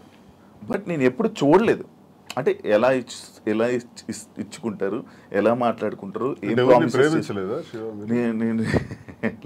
ఉండేది అవన్నీ అయిపోయాయి సార్. కానీ ఇప్పుడైతే ఏం లేదు, ఖాళీ. ప్రేమ ఉండాలి జీవితంలో. దొరకట్లేదు సార్. నేను ప్రేమనిస్తున్నాను. చూడండి, ఎవరైనా శివన్ మీరు ఎప్పుడైతే ప్రేమిస్తారో గ్యారంటీగా ప్రేమించే వ్యక్తులు దొరుకుతారు. ఈ రోజు మీకు చెప్తాను, నేను అందరికీ ప్రేమనిస్తున్నాను సార్. అంత ప్రతి ఒక్కరిని ప్రేమిస్తున్నాను. కానీ నన్ను ఎవరు ప్రేమించారు? ప్రేమిస్తారు. అది వెయిటింగ్ సార్. నాకు కూడా ఏదో ఒక రోజు అలాగా చీకట్లో నుంచి గెంతుకుంటూ అలా ఎప్పుడైనా వస్తారేమో వెయిటింగ్. యా, రోజ్ డే కాబట్టి ఒకరికొకరు రోజు ఇచ్చుకోండి. ఫస్ట్ రోజు ఇచ్చేసుకోండి. మీ దగ్గర ఉన్నాయి. ఇప్పుడు నేను ఈ ఎవ్రీడే ఏదైతే రోజ్ డే ఉందో, propose day, chocolate day, teddy day, promise day, మీలా నేను చూడకుండా చెప్పలేకపోతున్నాను. చూసారా? అంటే అంత ఎక్స్పీరియన్స్ లేదు నాకు. ఇవన్నీ మీరు ఇవన్నీ మీరు చేసుకుంటే నేను చూసి ఆడియన్స్ కూడా చూస్తారు. అండ్ మీ ప్రేమని మీరు ఇప్పుడు ఈ ఇంటర్వ్యూ ద్వారా తెలియజేసుకోండి ఒక్కొక్కరు. ఓకేనా? ఫస్ట్ రోజ్ డే మీ స్టైల్లో మీరే వాళ్ళు మీ స్టైల్ సింపుల్గా ఇచ్చేసుకోవడం కాదు, ఒక ప్రపోజల్. ఓకే, మాకు ఎవరికి సంబంధం లేదు. క్యారెక్టర్లోకి వెళ్ళిపో. Raju, I love you. Thank you. I love you too. Thank you Raju. Rose day, బా ఎంత చక్కగా రోజ్ ఎక్స్చేంజ్ చేసుకున్నారో. ప్రపోజ్ చేయండి మంచిగా. నాకు అది కాదు, ఐ లవ్ యూ కాకుండా ఏమైనా చెప్పాలనుకుంటున్నది ఏమైనా ఉందా? ప్రపోజ్ డే రాజా, ప్రేమ అంటే ఒకరికొకరు సుఖంలో సంతోషంలో ఉండడం కాదు, కష్టంలో ఉండడమే అసలైన ప్రేమ అని మా ఇద్దరం చాలామందికి నిరూపించుకున్నాం. సో ఈ ప్రేమ ఇలాగే లైఫ్ లాంగ్ కొనసాగాలని. కష్టాలు అనేవి టెంపరీ, లైఫ్లో అన్నీ వస్తూ ఉంటాయి. సో మన లైఫ్లో కూడా మంచి రోజులు వస్తాయని నమ్ముతున్నాను. సో ఇలాగే మన లైఫ్ లాంగ్ ఇద్దరు ప్రేమిస్తూ ఇలాగే హ్యాపీగా ఉండాలని కోరుకుంటూ ఈ ప్రపోజ్ డే రోజు నీకు ఐ లవ్ యూ చెప్తున్నాను. ఐ లవ్ యూ రాజా. చాలామంది జీవితంలో ఆశయాలు, కోరికలు ఉంటాయి. అవి సాధించాలనుకునేటప్పుడు వచ్చే అవాంతరాల వల్ల అరే నాకు ఇది కాలేదే, నేను అనుకున్నది జరగలేదని వెంటనే ఒక రకమైన డిప్రెషన్లోకి పోయి ఆత్మహత్యలకి, జీవితాలు త్యజించడానికి రెడీ అవుతున్న వాళ్ళ గురించి నేనేం చెప్తున్నానంటే ఈరోజు ప్రేమతో ఏదైనా సాధించవచ్చు, ఎటువంటి విజయాలైనా సాధించవచ్చు. మేమిద్దరం ఇన్ని కష్టాల మధ్య, మాది ఆత్మహత్యా సదృశ్యమే, సామాన్యమైన విషయం కాదు. కానీ ఎన్ని కష్టాల మధ్య, ఎన్ని హడిల్స్ మధ్య, ఇన్ని ఇష్యూస్ మధ్య ఎదుర్కొంటూ సమాజంలో మళ్ళీ నిలదొక్కుంటూ నిలబడగలుగుతున్నామంటే ప్రేమే కారణం. మన ఇద్దరి తాలూకా ఈ స్నేహం, ఈ ప్రేమ శాశ్వతం. సూపర్. చాక్లెట్ డే అన్ని డేస్ మీతో ఇప్పుడే ఇప్పుడు ఎక్స్పీరియన్స్ అవ్వలేదు కదా మీరు కూడా ఎప్పుడు? యా, చాక్లెట్ డే నాకు హార్ట్. ఇప్పుడు మీ ఇద్దరు ఆ చాక్లెట్ని ఓపెన్ చేసుకొని ఆ హార్ట్ అందులో ఒక చాక్లెట్ ఇద్దరు పంచుకొని షేర్ చేసుకొని ఒకరి నోరు ఒకరు క్లిప్ చేసుకోండి. వ్యాలంటైన్స్ డే సందర్భంగా ఈరోజు chocolate day. Very good. Hot.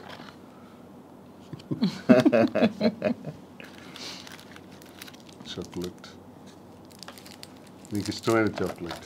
నాకు యాక్చువల్గా చాక్లెట్స్ అంటే చాలా ఇష్టం. అవునా? అందుకే సార్ తెచ్చి ఇచ్చారు. ఏదైనా వేడుక స్వీట్తోనే స్టార్ట్ చేస్తారంట. సో ఈ స్వీట్ లాగే మన ఇద్దరి మధ్యలో ఇంకా స్వీట్గా ఉంటారని లవ్ స్వీట్ చాక్లెట్.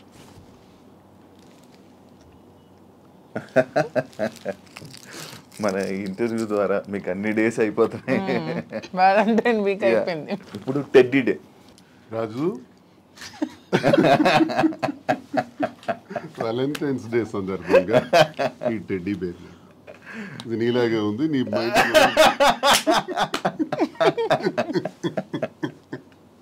అంటే క్యూట్ ఉందనా? అంటే నేను టెడ్డీలో చబ్బీగా ఉన్నానని. అచ్చా, సూపర్. ఇప్పుడు థ్యాంక్ యూ చెప్పారు. Promise day. ఒకరికొకరు ప్రామిస్ చేసుకోవాలనుకుంటే ఏం ప్రామిస్ చేసుకోవాలనుకుంటున్నారు?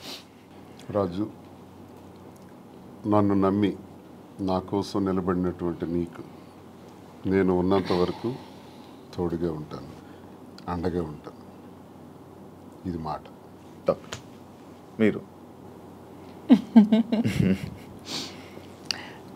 ఇది ఇప్పుడు చాలా మంది ప్రిడిక్షన్స్ అని ఎవరెవరో జ్యోతిష్య శాస్త్రాలు అంటే ఎవరెవరో చెప్తున్నారు మన ఇద్దరం ఏదో కష్టాలు వస్తున్నాయని, వీళ్ళు త్వరలో విడిపోతారని, ఏవో మన ఇద్దరి మధ్యన ఊహాగానాలు. వాటికి అతీతంగా ఒకటే సమాధానం చెప్తున్నాను, జీవితాంతం నా ప్రాణం పోయేంత వరకు ఈ చేయి విడవనని ప్రామిస్ చేస్తాను. సూపర్. ఇప్పుడు అసలేం టాస్క్. ఒకసారి నిల్చుంటారా? Hug day. హగ్ చేసుకుని ఏం చెప్పుకోవాలనుకుంటే హగ్ చేసుకోండి.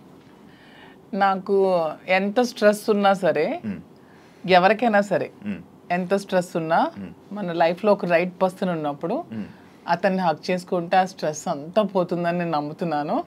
రాజా హక్ చేసుకున్నప్పుడు నాకు కూడా అలాగే స్ట్రెస్ అంతా పోతుంది. సరే, ఇప్పుడు కిస్ డే. మీరు కిస్ చేస్తూ చెప్పండి మీ stress. Okay, super. Last but not least లాగా వ్యాలంటైన్స్ డే ఏం చేసుకోవాలనుకుంటున్నారు? వ్యాలంటైన్స్ డే రోజు ప్రేమని ఒక ఇద్దరి మధ్య ఉండే ప్రేమకే చిహ్నం వ్యాలంటైన్స్. ప్రతి ఒక్కళ్ళు కూడా ప్రేమతత్వంతో ఉండాలని, సంతోషంగా ఉండాలని ఈ వ్యాలంటైన్స్ డే రోజు అందరికీ కూడా నేను కోరుకుంటూ హ్యాపీ వ్యాలంటైన్స్ డే. సూపర్. ఫైనల్గా ఆడియన్స్కి, తెలుగు ప్రేక్షకులకి ఏం చెప్పాలనుకుంటున్నారు? మీ బిజినెసెస్ గురించి కానీ, మీ లైఫ్ గురించి కానీ, మీ జర్నీ గురించి కానీ. మా జర్నీ కోసం అందరికీ తెలుసు. చాలా మంది నా జర్నీ కోసం తెలుసుకున్నారు, నన్ను కూడా ట్రస్ట్ చేశారు కాబట్టి నన్ను కలవాలని చాలా మంది తహతహలాడుతున్నారు. చాలా మంది కూడా అక్క మీ ధైర్యం ఉండుంటే మీ లైఫ్లో చాలా బాగుండేవాళ్ళని, చాలా కోల్పోయామని నాకు చాలా మంది డైరెక్ట్ మెసేజెస్ కూడా పెడుతున్నారు. చాలా మంది నన్ను కలవాలని, వాళ్ళ ప్రాబ్లమ్ షేర్ చేసుకోవాలని చెప్తున్నారు.